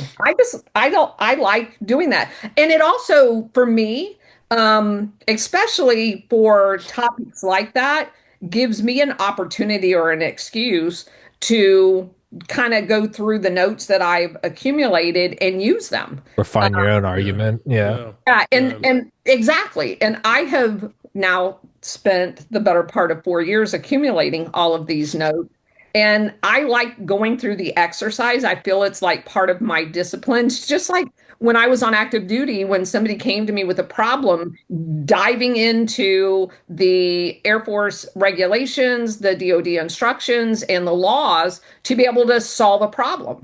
And that just, to me, is like a daily way to exercise my brain, exercise my research capability, and I actually enjoy doing it. And I also really love proving somebody wrong. So I, quite honestly, in addition to the stop hiring women comment, which was a bit tongue-in-cheek, but it's also factually true for a sizable portion of women, not all women. But I think, Roxanne, a lot more women should be like you. Because women do like to disprove other people. The problem is they make up the fucking facts that they're using. You Correct. don't. Correct. You don't. Correct. I like that. Right? So maybe if more women could use the instincts, but then go do the background work so that they're throwing shit out there that's to your point, though, I also think it's very, very important if you're not a childless witch, to that was have Tommy's women point. to have exactly You schizophrenic barren whore. Yeah. I think those were my words. yeah, Sorry, to keep have going. women on the front line that aren't crazy weirdos. And which is why I enjoy being in these forums with you guys. Not all women are like that. And it is the reason why I gravitated to a male dominated career. I tell my daughter, who's a teacher, predominantly women, I have no idea how she does that. I would go around giving every one of those women the V8 smack in the forehead. Some of the stories that she comes home with, because she didn't grow up with a mother figure or a female figure in her life that was crazy. And so, well, not 100% of the time anyway. And so she is so lost at school with the emotional weirdness of a large portion of the female population. She's like, Mom, why do they act like that? Because she wasn't raised that way. She doesn't feel that way. And to your point, Em, I think it is very, very important to put that other role model out there for people to understand that's not normal. Yeah. So, Roxanne, I don't want to, you might take this wrong, but you are a matriarch, a healthy matriarch, and we need more of them. Yeah. We need more healthy. I've written on this. I've thought about this for decades, right? The honest truth of the matter is that all healthy civilizations, as their backbone, have matriarchy. That doesn't mean that the facing and the strength and the organization and structure, all that is not men, because we are, but the transmission of knowledge, the transmission of interpretation of things passes down from mother to daughter. Yep. That's just it's a biological fact, historical fact. And so when we have a vast and rising number of barren women in positions of leadership and control, you don't have matriarchs. You're not getting matriarchs. You're getting, artificial status hierarchy, powerful women. You're getting the kind that Tommy talks about. Exactly. And for clarity, that's the person I'm talking about is not no one in my family. All the women in my family are legitimately incredible matriarchs. I was going to say, Colonel Watkins, I think that's something for me, not that you asked or anybody else, but that's like a personal, so when you're like, I do enjoy doing this. Yeah. That's another thing I've kind of grown through the podcast is I think 3 years ago, if I'd come to the realization not to go on comments and you said, well, I like doing it, my first reaction would be like, no, you need to try not doing this. Versus I'm like, this is what's working for me. And in 3 years, I might be doing the Watkins thing where I'm like, fuck this. And you might be in the Zen, like, I don't address. The one way I would say go about it is like when I have on people here that I entirely disagree with. I'll have on authors I've had on wonderful, well-established authors, Richard Rhodes, Pulitzer Prize winning author, Garrett Graff, best-selling book in 2019. They are very far left, Orange Man Bad, whatever. Doug Valentine, I've had him. They write incredible books. I read all of their books. Well, yeah, and I have them on, and every once in a while they'll kind of start going down the Orange Man Bad thing, and they know I'm conservative, but people ask me like, why don't you push back? Why don't you? And I'm like, number one, I don't need to. I'm confident in my own beliefs, but number two, I'm like, I want to see who you are. Yes. If you're combative with someone, you're never gonna. If you come on here right now and you're like, "Why the podcast, dude? Why this? Why are you sitting in the chair like that?" I'm immediately gonna be on the defensive, and I did this and I went and did that. Versus if you just kind of sit there and you don't even have to agree, just don't jump down their throat when they say, this is why Trump is bad. If you can reduce your ego and just push that aside and go, yeah, they'll open up to you more in ways that they never will. And to me, I'm like, that's the purpose of the podcast, is to get them to completely open up. You, the listener, can then you can jump on it, you can look at it, you can say, fuck this guy, you can say this guy's right. But like that's like my own kind of personal, where it's less about what you do is like I don't want to prove them wrong. My whole thing is like I want to know why your brain ticks. I don't want to, I'm not going to try to convince you why Trump is right. I want to, you've written these books, you're clearly an intelligent guy, you've made millions of dollars, and you don't like him. You've got a brain that works. I'm curious as to what angle you're seeing. This is the man's role. The man's role is threat assessment. Do you really believe those things, and is that a threat? How far do those beliefs go? And let him say it. Let him use his words. That's exactly right. And Tommy, you didn't push back. I let him say what he wanted to say. Yeah. He told me, one guy, he told me that, the Jews planned with Trump to fake Butler. I'm not really there, but he said it, and I wanted to hear him say it. Well, it was fun. Sometimes you do poke them to see if they really believe it, because he does. Right, because sometimes people say things just to get us to put, just to make it something that we get on to evoke a reaction, right? And that's the other thing is sometimes I can tell when they're doing that and they're trying to, and I know they're poking at past guests of mine. Like my kids were masters at that, by the way, masters. So I think all kids are, right? Well, that's one thing I've done is I've learned when people, I'll know that they've looked at past shows and they'll kind of bring up Dr. McCullough or Dr. Malone or Joe Kent. And then I have my own personal game where I kind of go like, yeah, and just completely, you just move. And I just want to see who you are. Tell me why you think this way. And then every once in a while, you actually do get to like a gem. You're like, this guy's a far leftist. He hates Trump. Well, where does that come from? Social programs. And you go back, and with Richard Rhodes, who's in his 80s now, you get all the way back to like his original thing of leaning left was because his parents were alcoholics and would beat the shit out of them. So him and his older brother hid in a sewer pipe for a week before they ran away to like a local YMCA and then foster house. And that led to him leaning more left because wherever he was, there was leftist programs funding. And then I'm like, who the fuck am I to say that that's not a genuine formative experience? Like, you're wrong. Yeah. Like, what? Yeah, exactly. And it's so, I guess in a weird way, it is kind of what you're doing, Colonel. Like, there is an enjoyment I get from it. Now, people that watch this show don't like that at all. Like, you need to push back. And I'm like, what? Why?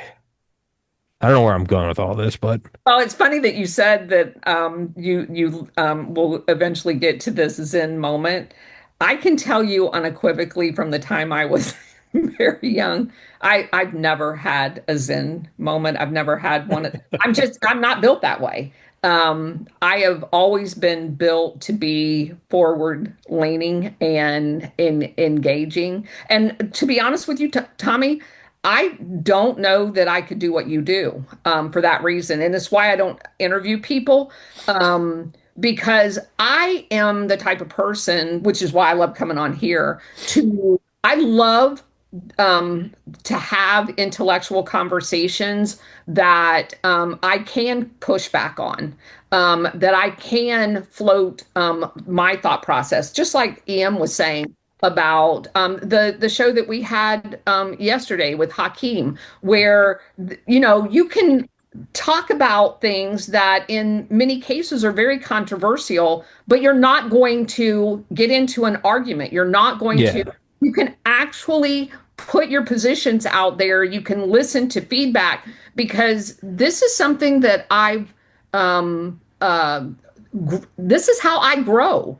I obviously don't know everything. You guys know a shit ton more than I do from all different angles. Yes, you do, EM. And every time I come on these shows, I learn something new.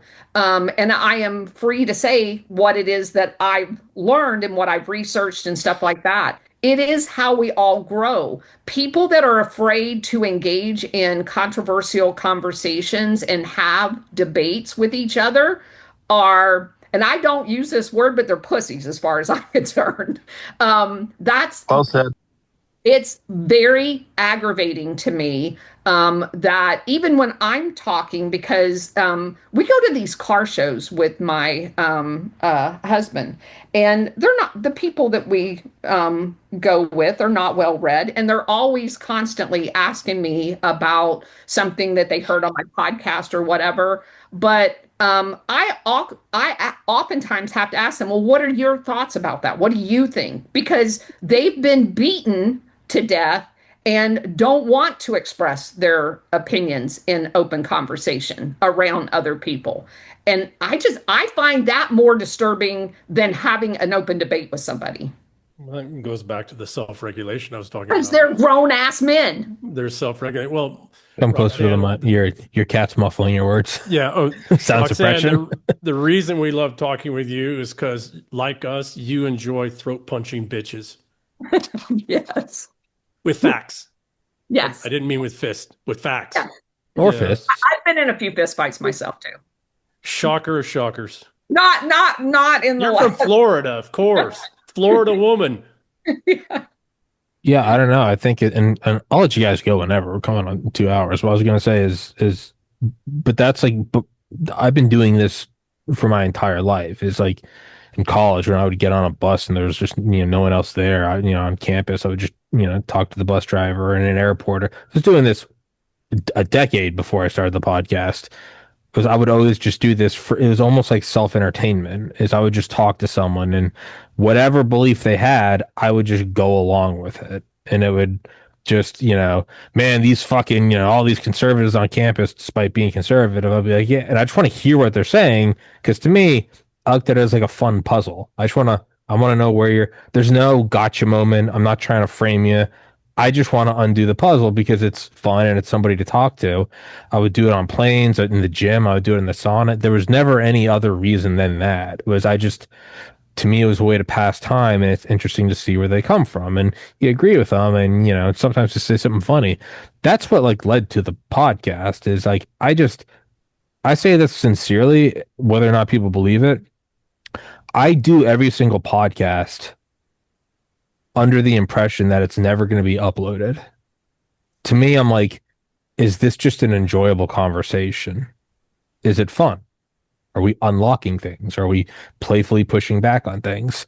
I've never once done a show and been like, how is it going to be received? And that's kind of like my zen with it is it's a game, and I've always said there's one delineation. I will never have someone on here that breaks down and rationalizes pedophilia. I'm like, no, you have to go. But like, that's the one rule. That's the one red flag. But other than that, like, that is the history of the podcast. Is I just want to hear what people think about. So, I don't know. If you haven't already been and you don't already work for them, you should go apply to the CIA. They love this type of mindset. They need guys like you. The problem is I wouldn't do. How do you know he doesn't now? Well, that's what I said. That's how I prefaced it, right? Because the show's not fucking growing. That's how you know. That's how you know. That's because the CIA is $40 million in gold bars. They're pushing me down. They're it's like The Departed. They're washing me through the. No, they've tried to recruit you in the comments for years. Stop reading comments. How are you? How long have you known David Rush, Tommy? How long? Yeah, it doesn't. Yeah, I guess it doesn't make sense. I was supposed to fly down and meet Billy Waugh. I guess that wouldn't have helped with the accusations that I was a Fed. Rick Prado was going to fly me down and meet Billy Waugh before he passed. Yeah, I don't know. I know I'm not in the CIA because the show would be so much bigger. You would see my stupid face on all those shows like you do with all those other obvious CIA plants. Oh, you would definitely have a script. You would have a handler. You would see my face everywhere. Working as your staff. I wouldn't have to tell people I have a podcast. Like, yeah. My pharmacist the other day was like, dude, you're pretty funny. I was like, oh, watch the show. And he looked at it. I was like, yeah, that's awesome. I've never heard of you. I'm like, yeah, no.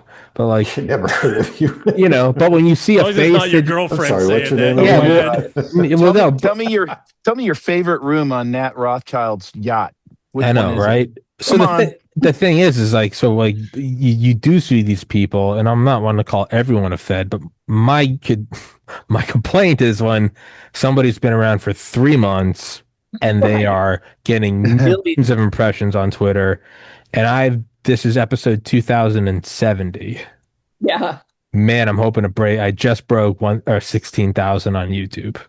Like, I So love the if I'm a ones. Fed man, I mean, I'm not. Either I'm failing, or I am their crown jewel, and they're like, keep him suppressed, keep his cover, don't blow it, Your deep cover.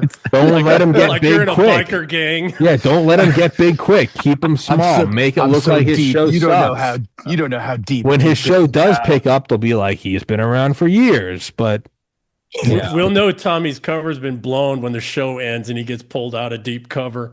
That's right. No, I've always And Steve, he'll show up there in Arizona like everybody else, a witness protection plan.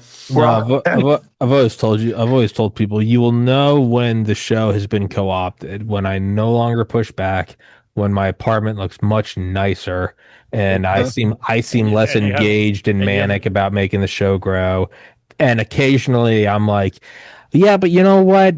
Ukrainian freedom should be our number one priority. That's when you know. And I always tell people, be happy for me because it means I've made it, but also stop following me because it is now Fed slop.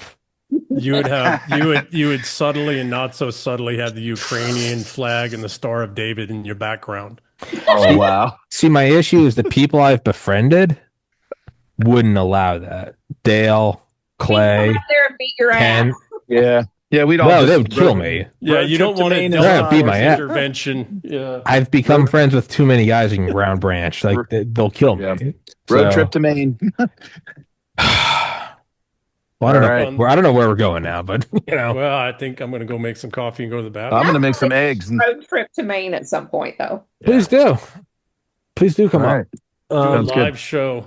You guys can all come together, and then the CIA can save money and kill us all with one Hellfire missile. And the FBI.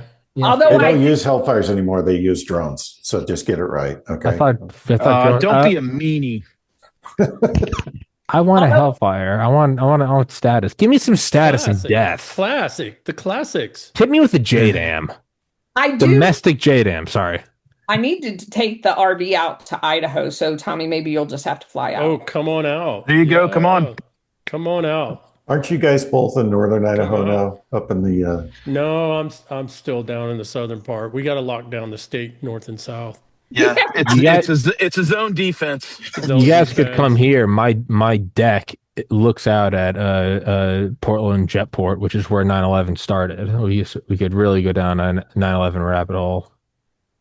Okay, now I know you're a Fed. That's right. And the awkward silence just you want to know another? You want to? Yeah. Too many fractals. Do you know my dad? Do you know my dad was at the same? His flight was an hour earlier, an hour later. My dad was at the terminal with Muhammad Atta.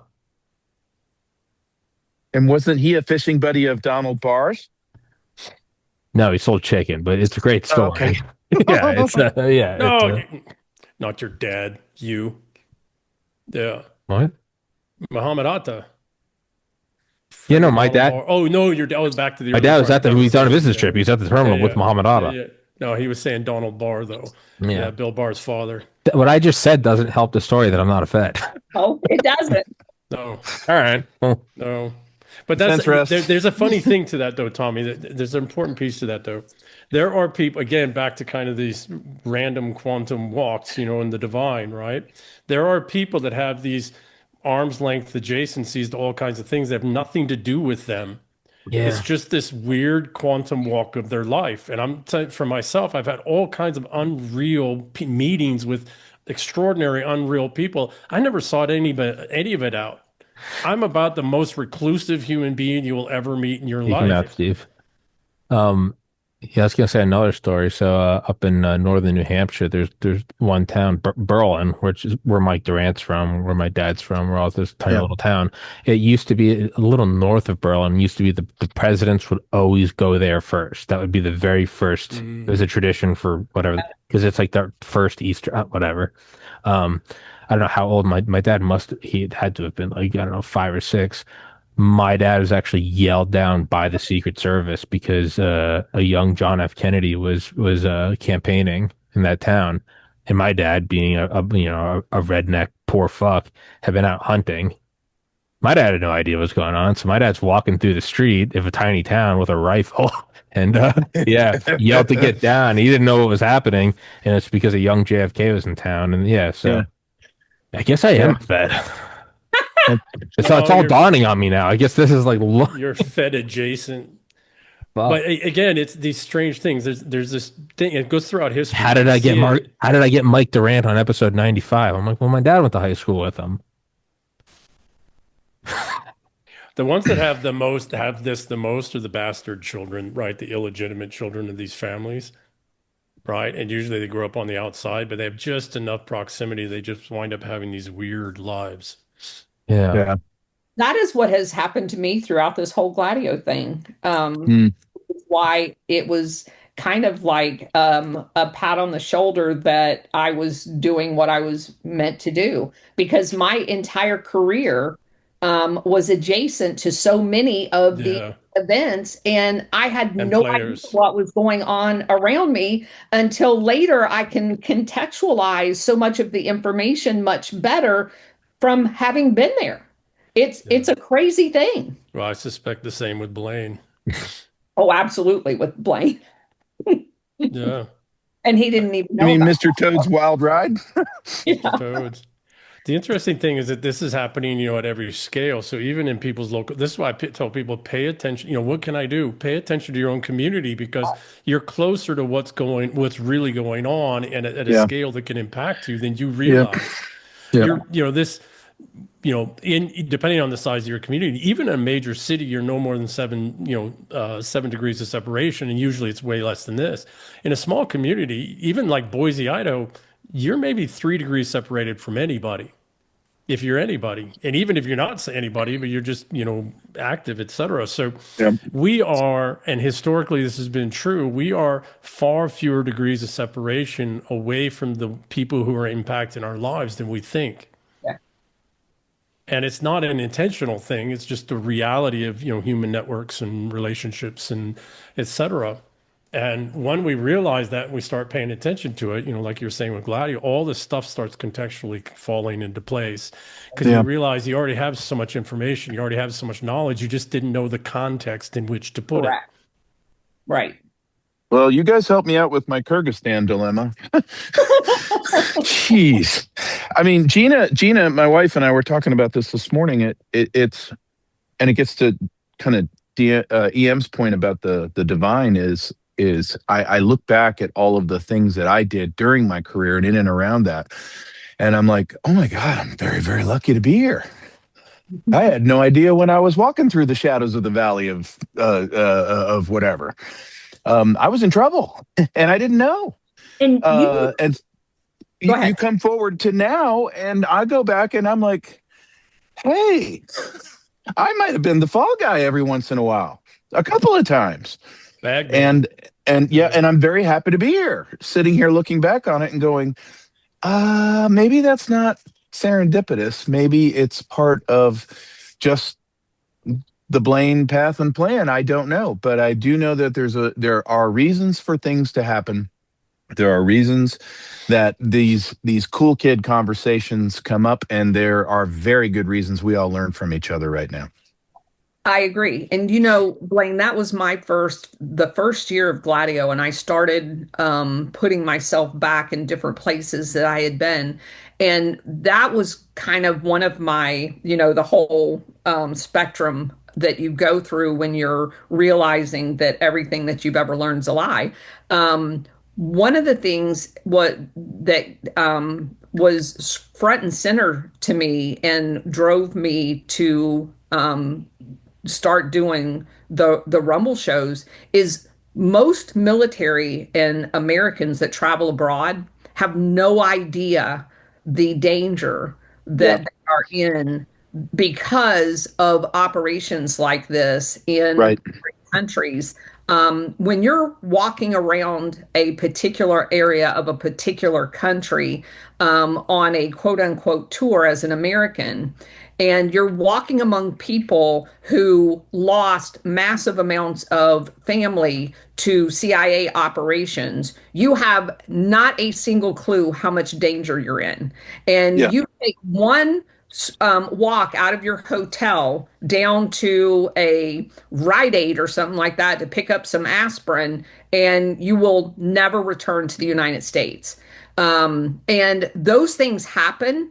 And people believe that those are random events, and there's nothing Yeah. random about them when you start understanding where you're putting yourself in. And this knowledge that has been suppressed is dangerous to all of us.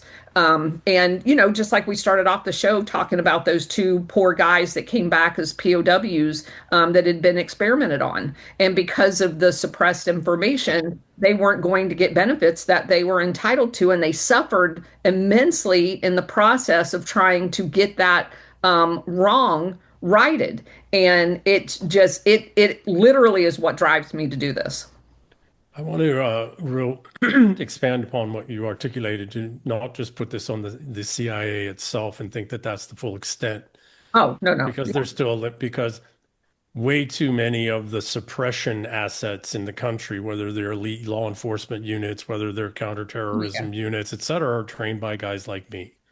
Oh, I know. They're trained by special operations guys under foreign assistance dollars or foreign military assistance dollars. The National Guard. All of those. They're still bringing them to Fort Benning today. I saw them there. And they do it well, and we do it in their own countries Yes. or we send Marines. So a lot of the elements that are used in these countries to suppress the local people are trained by the military, not trained by the CIA. And they're funded through state, and they're funded through military assistance dollars, foreign assistance dollars, et cetera. They're not even paid for by their own countries. They're paid for by us.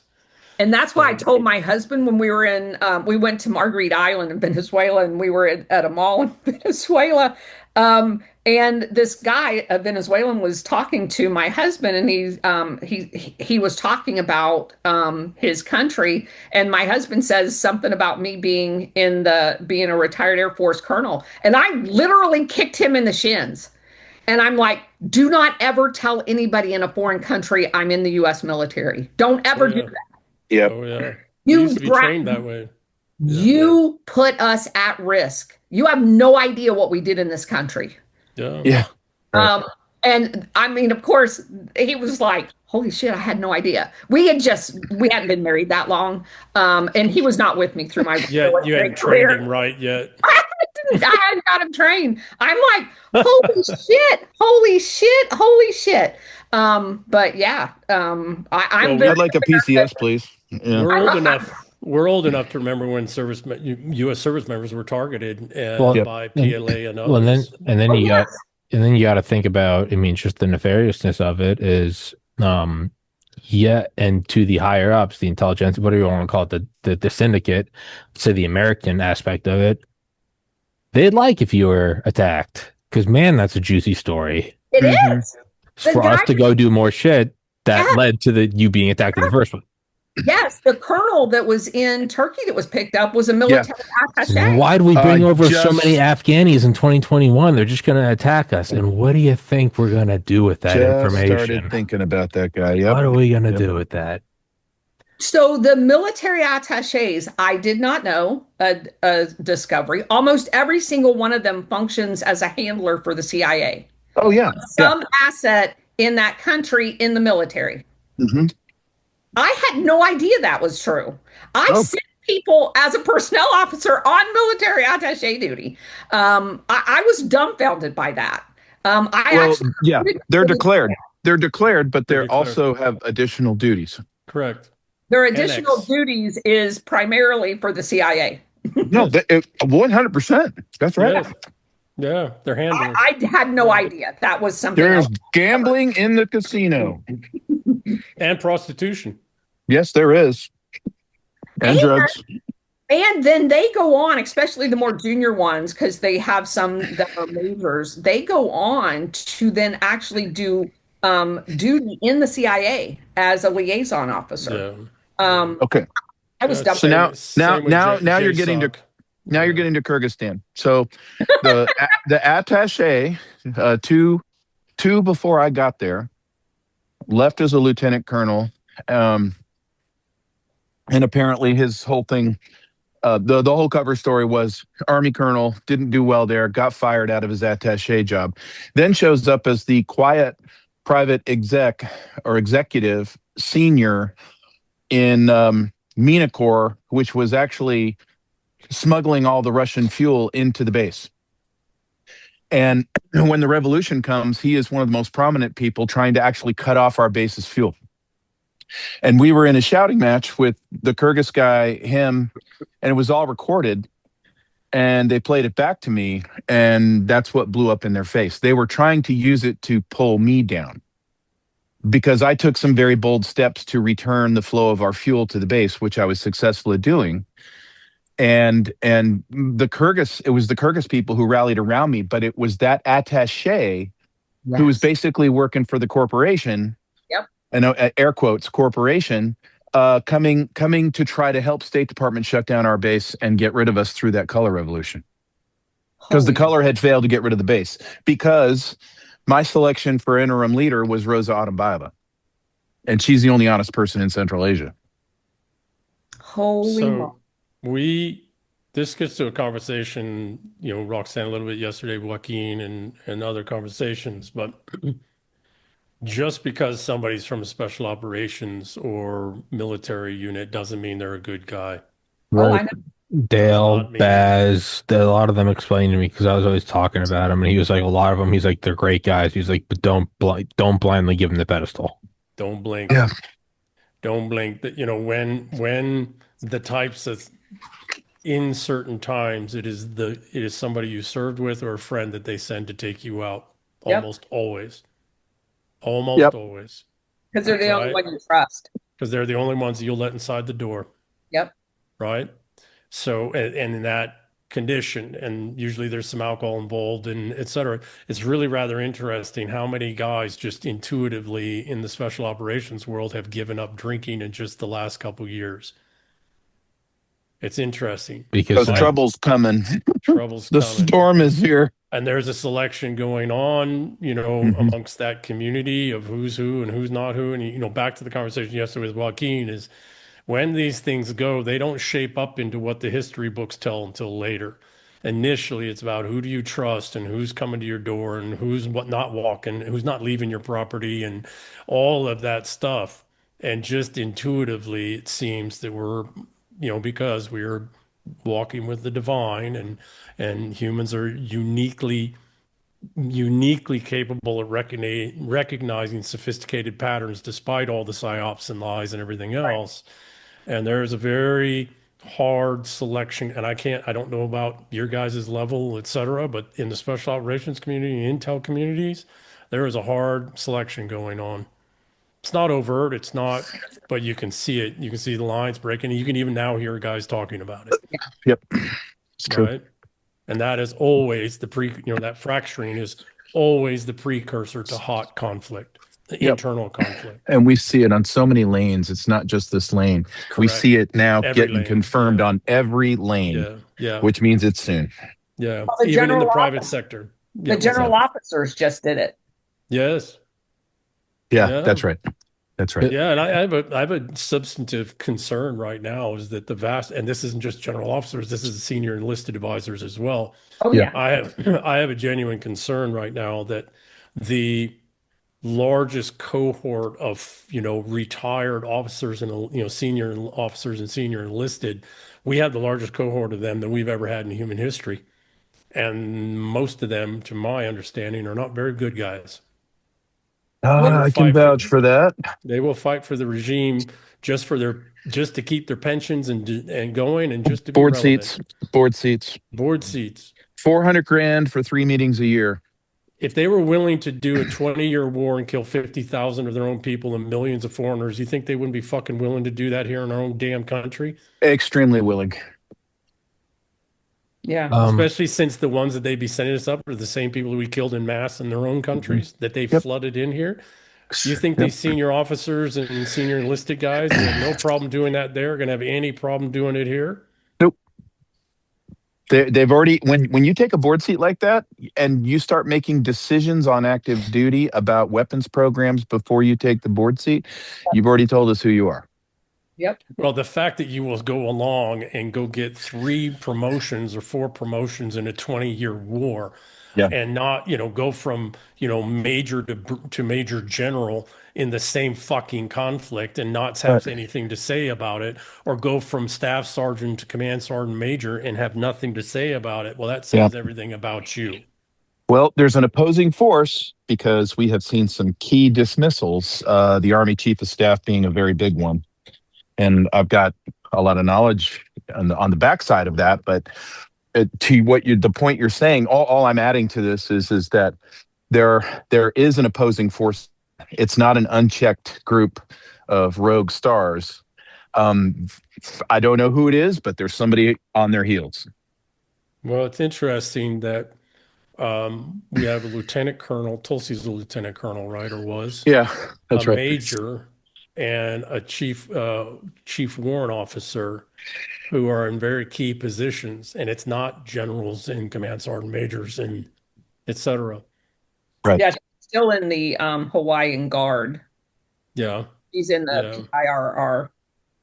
So you remember Marshall canned the vast majority of the senior leadership.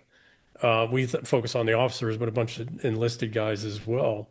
Or I don't think the enlisted guys got canned; they just got moved around, right? Yeah. Give me 1 second. And a bunch of younger folks were brought forwards, like Eisenhower and others. So it does, all the signs are there that we're getting close. I don't know when it goes. I still think it's a couple years or a few years, but it could accelerate. But all the signs are there. The one that really gets me though is because it's what we see on the unconventional war side, delivery side, not on the receiving side as we are now, but on the unconventional warfare delivery side, this is what you see. You see this kind of this self-selecting in law enforcement, elite law enforcement, in elite military units first, and then in their regular military units, and then you see it in intel, both private, the internal intelligence and the external intelligence. You start seeing all this fracturing. Well, right? If you go back to the CIA's approach to infiltrating a country that they're going to destabilize, that's exactly what they do. Yeah, exactly. Fractionalize the military, they fractionalize the police, they fractionalize the National Guard, or any entity along those realms. Could counter them. Yeah. They have, and that's what's so fascinating about this guy that was just recently arrested with the stash of gold bars and Rolex watches, because you know what the CIA hands out to those people? Rolex watches. Yeah. They approach the Senate in Chile with those types of tokens to try to get them to not confirm Allende's ascent into the presidency after he was elected in a democratic election. Those are, and I'm convinced. I want an analysis done on the gold bars that was found in Menendez's closet. So I've said this on several times, but the guys that do the real work don't get paid in dollars in bank accounts. It's always in gold or silver. Always. Yeah. Or things like the Rolex watches. Well, like that's smaller things. But I mean the guys that do the real work. Or it might be a tanker of oil, or it might be, 5 million pounds of rice, or, it's some commodity that they can then either hold or they can convert in some quasi-legitimate thing that then gives them the cash. And then but the guys that do the real work still will only get paid in gold or silver.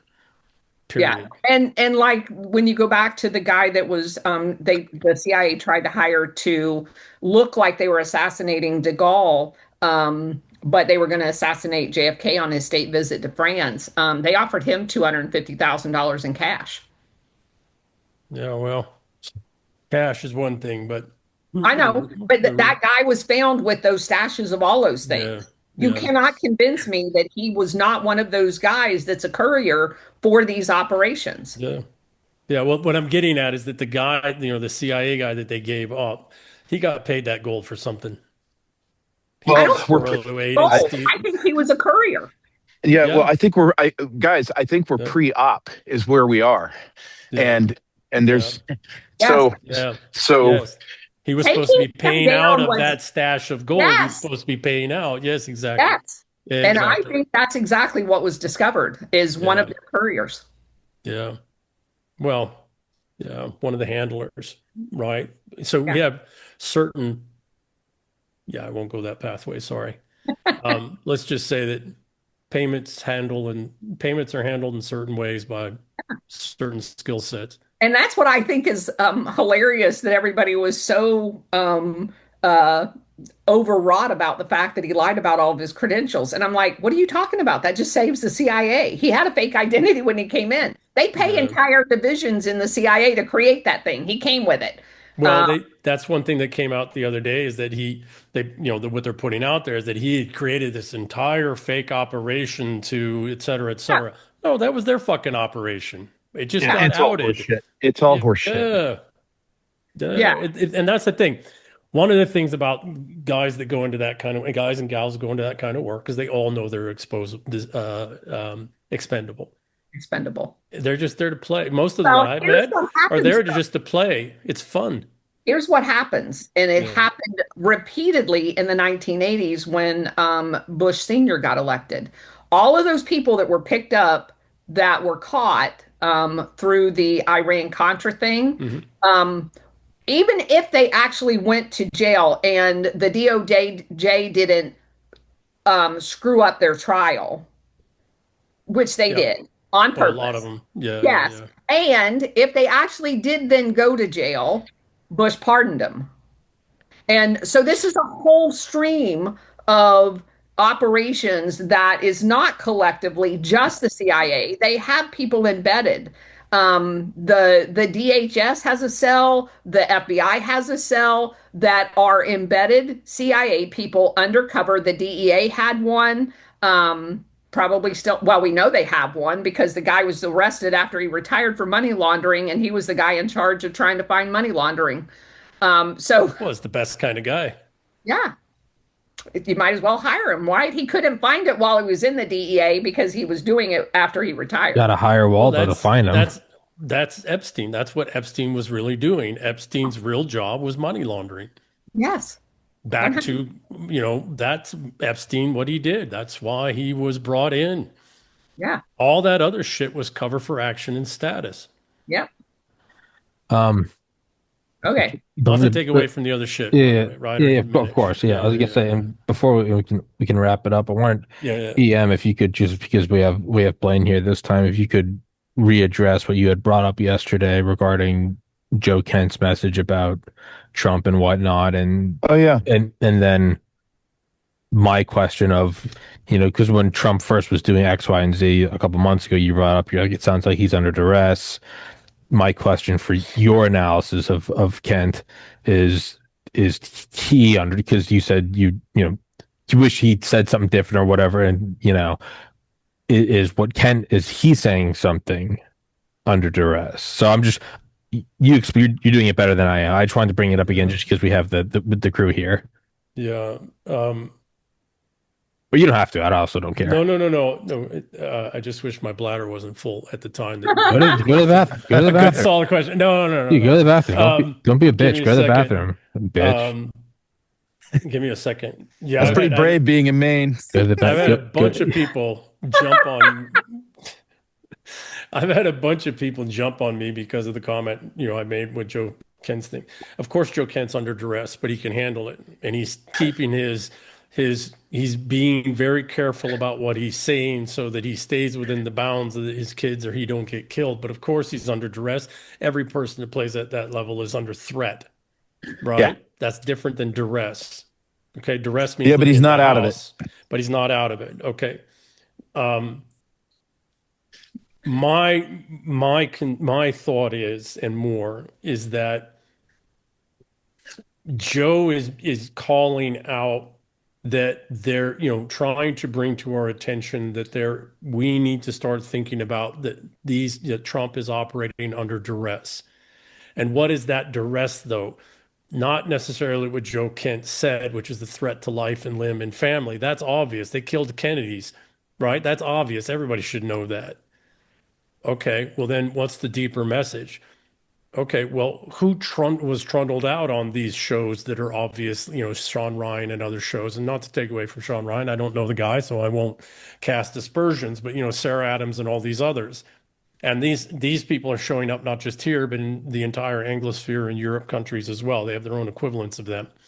What was that? Well, that was threatening actions against the United States or whatever their countries are if the administration and the American people don't play ball.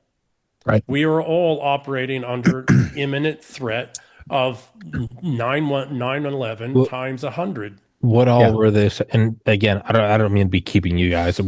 I have nothing Okay, doing, so I'm being very selfish and saying, yeah, keep talking.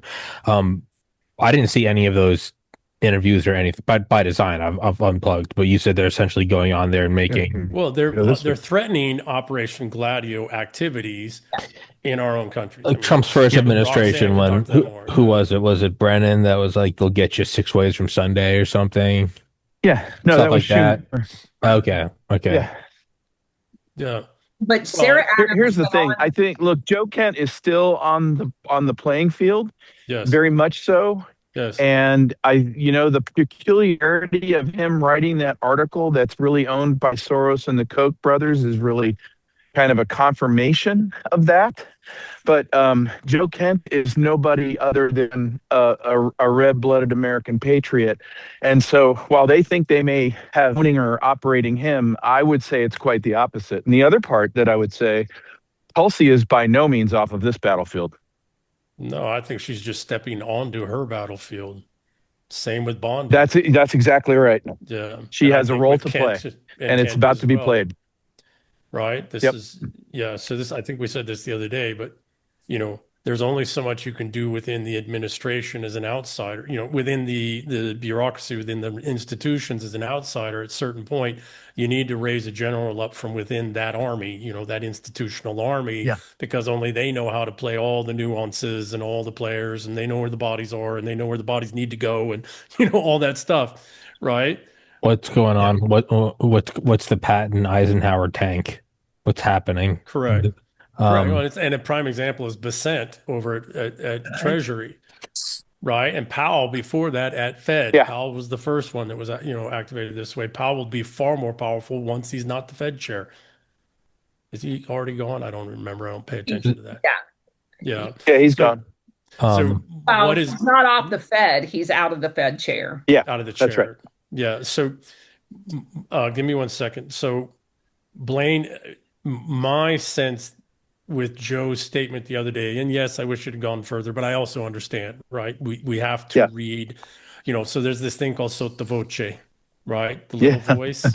You got to Right. read Sotto Voce, because these people can, when what is you're that? playing the sport of the little voice, Sotto Voce, it's Italian, right? It means the little voice. It's the subtle voice in a song that goes, or music. Read or it's between the subtle lines. little tone, read between the lines, right? Or read beneath, beneath the superscript to the subtext or subscript. So give me a second. My sense is that we are, and Blaine, this does get to kind of your arguments, is that now maybe it's not the full conflagration yet, but we are getting very close to something. We Yeah. are getting very close to, so here's the honest, I believe this is very fundamentally because this is historically accurate. In order to take out or dramatically damage, to use, Roxanne, your term, the syndicate here in Americas, it was always going to have collateral damage amongst the populace. Period. Yep. Mob wars always spill over. There's no way to contain them. And so you're always going to have collateral damage amongst the people. The point, so then what you do is you try to minimize that as much as you can. You try to, and how do you do that? One of Remove the ways nuclear you do weapons, it- remove famine, remove this. You try to almost Well, contain the metaphorical blast area. Absolutely. And the fallout ratings. Yeah. Okay. Absolutely. One of the ways in which you do that, so you need to signal the other families that you're about to move. And one of the ways you do that is there's a trusted voice amongst most of the families or all of the families, and they go out and make certain statements that those that know how to hear the sotto voce are like, okay, it's coming. So the thing that got me, I don't mean to keep you EM if your bladder's gonna explode, but like it's so like when Ken first came out and said, "Oh, like obviously I'm biased because I like him and I think he's a good guy and blah blah blah," but when you were like, "I think he's saying Trump's under duress," and I was like, "Okay," and he put out the message right, and But the thing that got me was immediately after Kent was still on Twitter, and I think it was probably kayfabe, maybe it wasn't, but Trump's insulting his, you lost your race and your wife, some pretty shitty things. And but I always looked at Kent, and he would continue to say extremely supportive, and he didn't go out and say fuck Trump and hey, and this X, Y, and Z, and by the way, his fake tan sucks. Like, he was still going out and saying, President Trump, you can win back the people, you can remove X, Y, and Z. He left the company, but was like still consulting the company in a very respectful, admirable way, which to me, like you're saying about Tulsi, I'm like, he's not out of the game.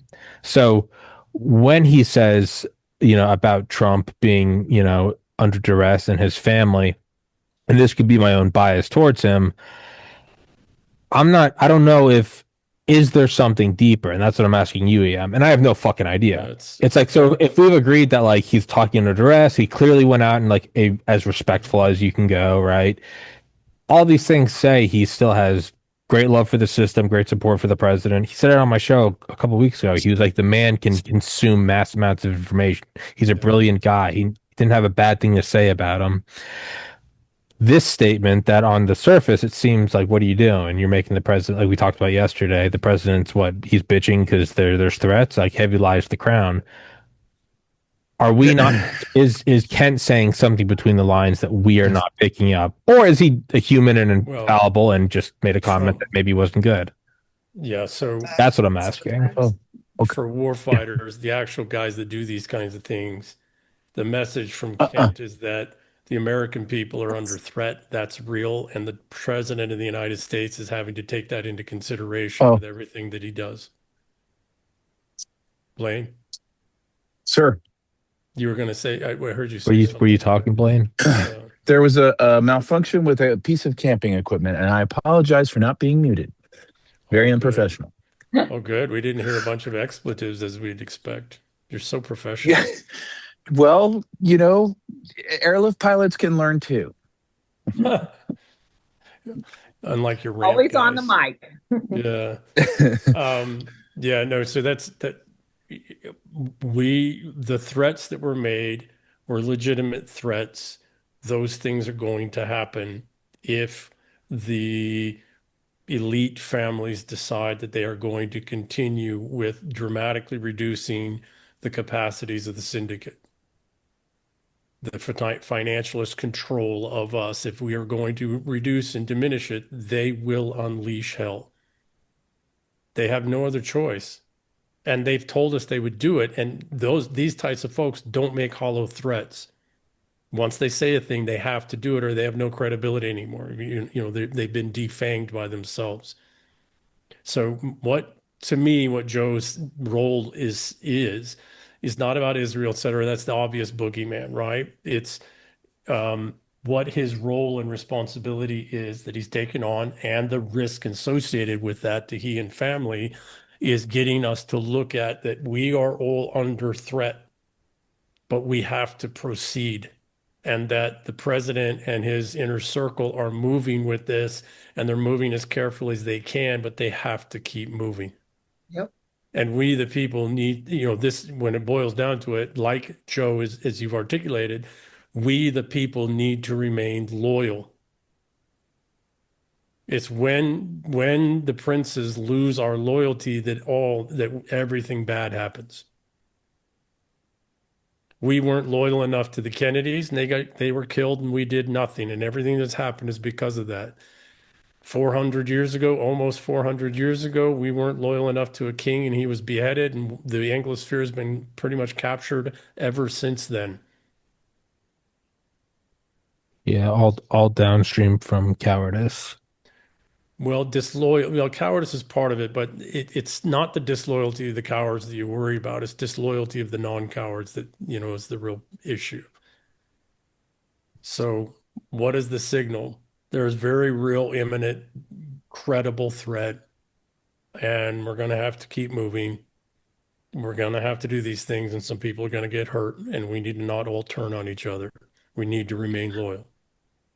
Yeah, I think in all of my military history and storied careers that I think that the threat is is just kind of nationwide attacks, not necessarily a 9/11, but more of a in 9/11 the fact that it's centralized big things, World Trade Center, Pentagon, rather, whatever, a a car bomb, a couple car bombs in every city, or take down a refinery, take down Well, of this, there take you down of go. So that they're going to go stuff after that's already infrastructure. here. They're Not going to go not after yeah, infrastructure. They want not famine, not and they planes coming want, over the yeah, horizon, yeah. things that are here, and how do you diffuse as many of those bombs as possible, and also understand that you're not getting all of them. The hope is to get as many of Many them. of them. So what's the signal about bombs being found at dams? So they're Yeah. telling us what they want. They've been doing it in Europe. They've been deindustrializing, so removing people's ability to earn a living, and they've been removing energy production so that they can, it's a form of hydraulic despotism because we all require electricity basically to survive anymore, just to keep food, if nothing else. So they've been doing that, and then they've been going after food supplies and food supply inputs, et cetera, which everybody talks. So their open intent is to force us back into submission by massive famine and unrest. Well, what do they have to do? They don't do a 9/11 attack. They go after infrastructure. They go after power generation infrastructure more precisely, because 90% of our modern life is dependent on electricity in one form or fashion. And so you can't cover all of those. I mean, that's a vast thing. And we're trying to reindustrialize right now, and we're heavily technologically based. So you have two major targets right there: power generate, power production, power distribution, and data centers, because we are so heavily focused on fighting. This is what's been proven in Ukraine and elsewhere. We are so heavily focused on using technology to fight wars. Okay, well, the enemy knows that. They'll just turn the power off. It's what I would do. Yeah, Okay, now you got small scale local power generation. Okay, but that's all I got to worry about now. I don't have to worry about a national grid, national surveillance system, and all this other stuff that I have to fight against. I can take that down. Now, there's one way I can't take it down, and that's if it's up in at Starlink. I was about to say, yeah, and So that's a why does Elon have those businesses? it's a mighty fine backup. It's a mighty fine backup for communications. Well, it's okay. Again, this war has been coming for 60 years. They've been Uh, preparing. There's a yeah. reason Elon has the companies that he has. There's a reason that that faction has the high ground, which is space. And you have to have that. Yeah. And you have to have it because terrestrial-based telecommunications can get turned off. Well, it's the same reason you had the Army Air Forces break apart to the Air Force, and then you had Air Force Space Command. It's inevitable that you break that out to Space Force. And there's the private sector. So, Blue their Origin and threat, SpaceX, which are they will go after certain populations. They will go after mass casualty events, et cetera. But that overwhelms the disaster or the emergency services, right? That overwhelms the emergency services, and then from there, now they can actually activate assassinations and other things to go after specific people under the guise of civil unrest that's brought about because of the collapse of the system. This is all stuff that this is all unconventional warfare 101, guerrilla warfare 101. It's in the manuals. And we can't, we have a continent-sized country. We cannot cover every area. Now, local communities can, but they're so fucking fragmented and so disconnected from one another, et cetera. So my sense is what Ken's telling us is that they are aware of the insider threats and they are doing everything that they can to minimize, but they are going to proceed. well, on that cheery note, bring it close. We're going. Sorry, I kept you guys 2.5 hours. Sorry, yeah, we didn't need Steve. We went pessimist on our own. We went dark. We went pessimist on our own. I'm kidding. Yeah, I think that's what it is. It seems to be some form of, yeah, you're just trying to reduce the blast area. Yeah. Yeah. But I don't think you can. I don't think you can ever stop it all. It's like no. I think You're always going to have, even when you are fighting cancer, a malignant cancer, you're going to have casualties. you're going to have healthy cells as casualties. It's like in Ghost Recon, when you come up on a huge base, you can go in stupid and blind and you'll fuck up everything and everyone dies. Or you can, first thing you do is you take out communication so they can't call back up. The next thing you do is you take out the generators so that the lights are off. And then the next thing you do is you go to the motor bay and make sure that it don't have any vehicles. And you try to keep getting it smaller and smaller and smaller.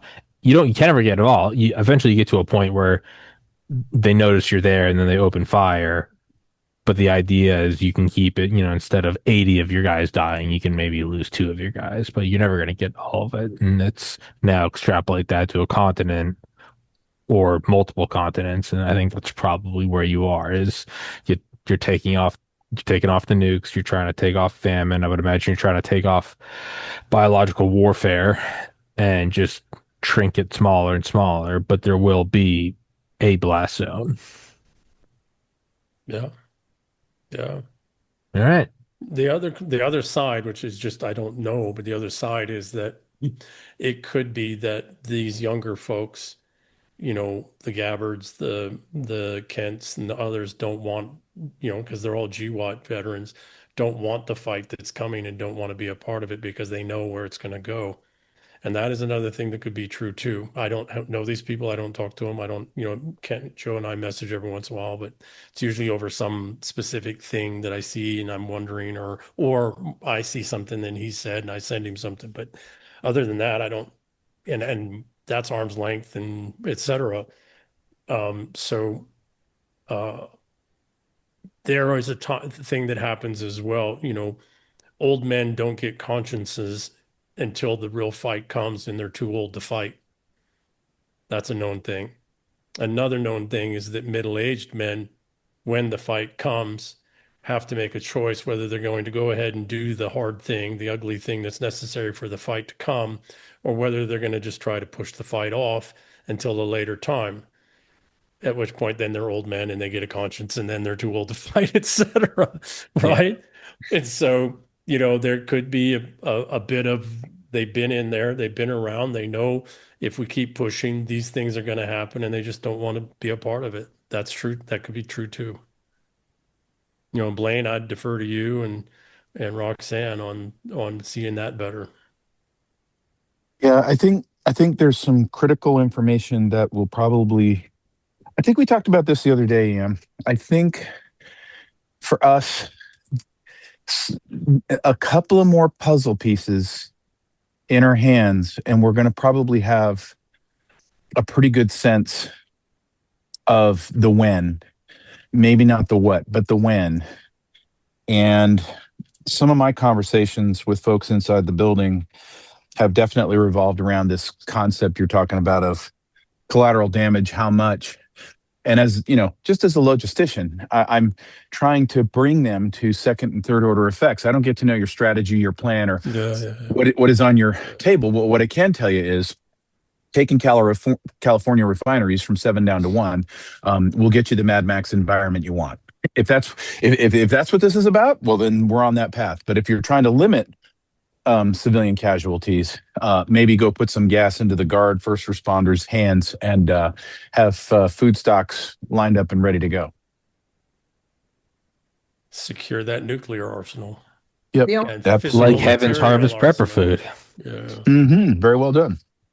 That's the only thing that I would add. I don't know that anybody came into the Trump administration, the Trump's orbit, that's not in it for the duration. That doesn't mean that they're going to be in office. So I don't think that they walked in, got disgruntled, and left. That doesn't seem as logical to your first option, Ian, that they have multiple roles to play. They're in one particular position to do whatever it is their mission is there, and they move on to the next. And I think that's been the most interesting aspect of this administration to me, is this rolling personnel, just because that's my area of expertise, and how they're leveraging the resources they have, not just while they're in an official capacity, but the follow-on piece of that. It's like there's this rolling wave of people that have been recruited, and we're going to watch this unfold, because I don't think anybody walked in initially knowing what the threat environment was, and then later on goes, yeah, the threat environment basically is the same, but now I don't like it. I just don't see that happening. I think a lot of, and not that I know human nature doesn't allow that, but I do think that there was a commitment up front, just as there was whenever Trump came along, depending on what version of that you want to believe, that they're in it for the duration of this operation. That's where I lean at. So I don't necessarily disagree with that. I just one qualification or thought line is that, because this has happened, is that younger people, even middle-aged people, can be all in on it, but they haven't had the years and the time and the inside experience to know what all in on it means. Yeah. And once they have that, as you become an older millennial now, once you get into the middle years and you start getting into higher level things and get access to higher level things, you start to see, holy shit. It's not always that you're not in it, but you may have a very different agreement than the seniors who are leading it about where it's going to be taken and where it's going to go, because you now have a far deeper understanding of how far, how you understand it at a much better level. Right. And you recognize the players better, the threat better, but you're still younger and you still haven't had enough time to sit with that to understand that there really is no other option, that every other option has been tried. And so there's some of this back with the founding fathers in the 20 years leading up to the Revolutionary War, as well as the English Civil War, et cetera. So sometimes some of these people leave. They're not left out of the orbit, because you never get rid of loyal people ever, right? But sometimes they go away for a while, they process all of this, and then they come to the place where they had time to sit with it, but they realize, okay, if it goes this way, it's what we have to do, and I'll support it, right? So I agree they're in it all the way, but there is no way that specifically these three, and there's others, but there's no way Kent, Hegseth, and Gabbard had even a fraction of the clue of the real complexity of what we're dealing with until they got in those positions. And Patel as well over at FBI, et cetera. I think that's true.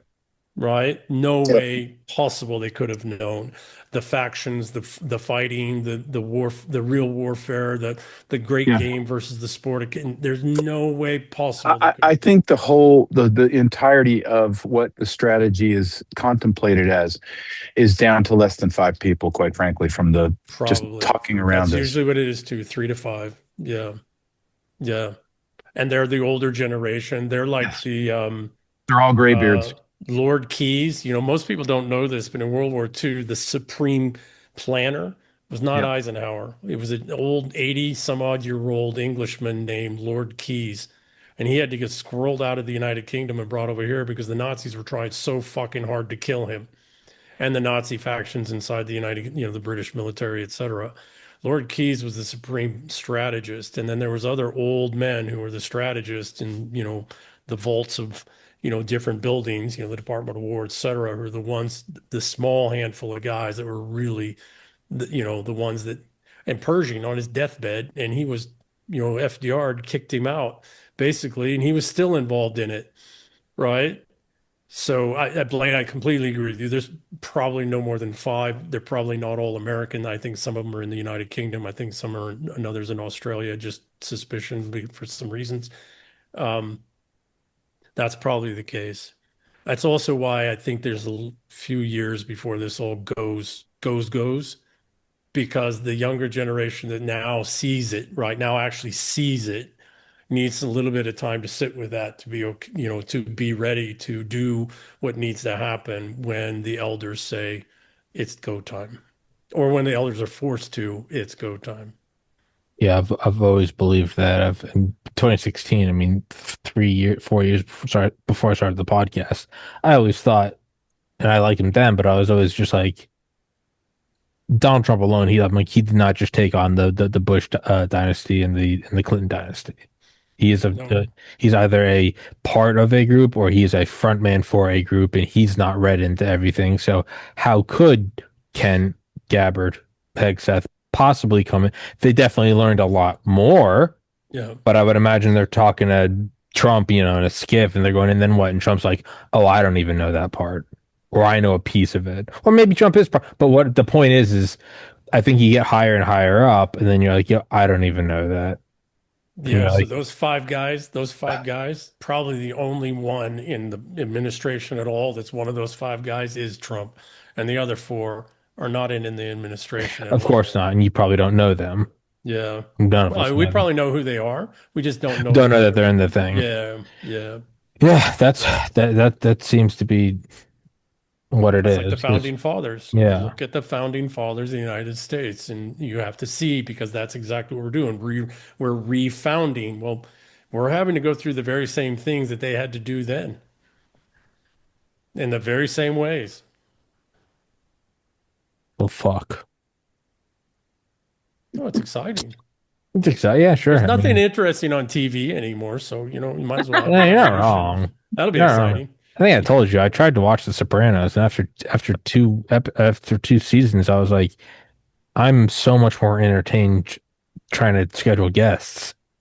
It's such a bigger thrill. Yeah. So, but my brain's just absolutely fucking cooked. So we got to wrap this thing up. Okay. But yeah, guys, thank you always. I have no idea what I'm going to name this one. If there's too many, what am I going to name it? I have no idea. That's not my Fuck. area of expertise. We need Steve. He's the information warfare guy. How about the episode of everything? I was thinking more of like Steve in a gimp suit. Maybe it's Sotto and, Voce. Sotto Voce. Can you text that to me so I know how to spell it? SOTTOVOCE. 2 words. Motherfucker.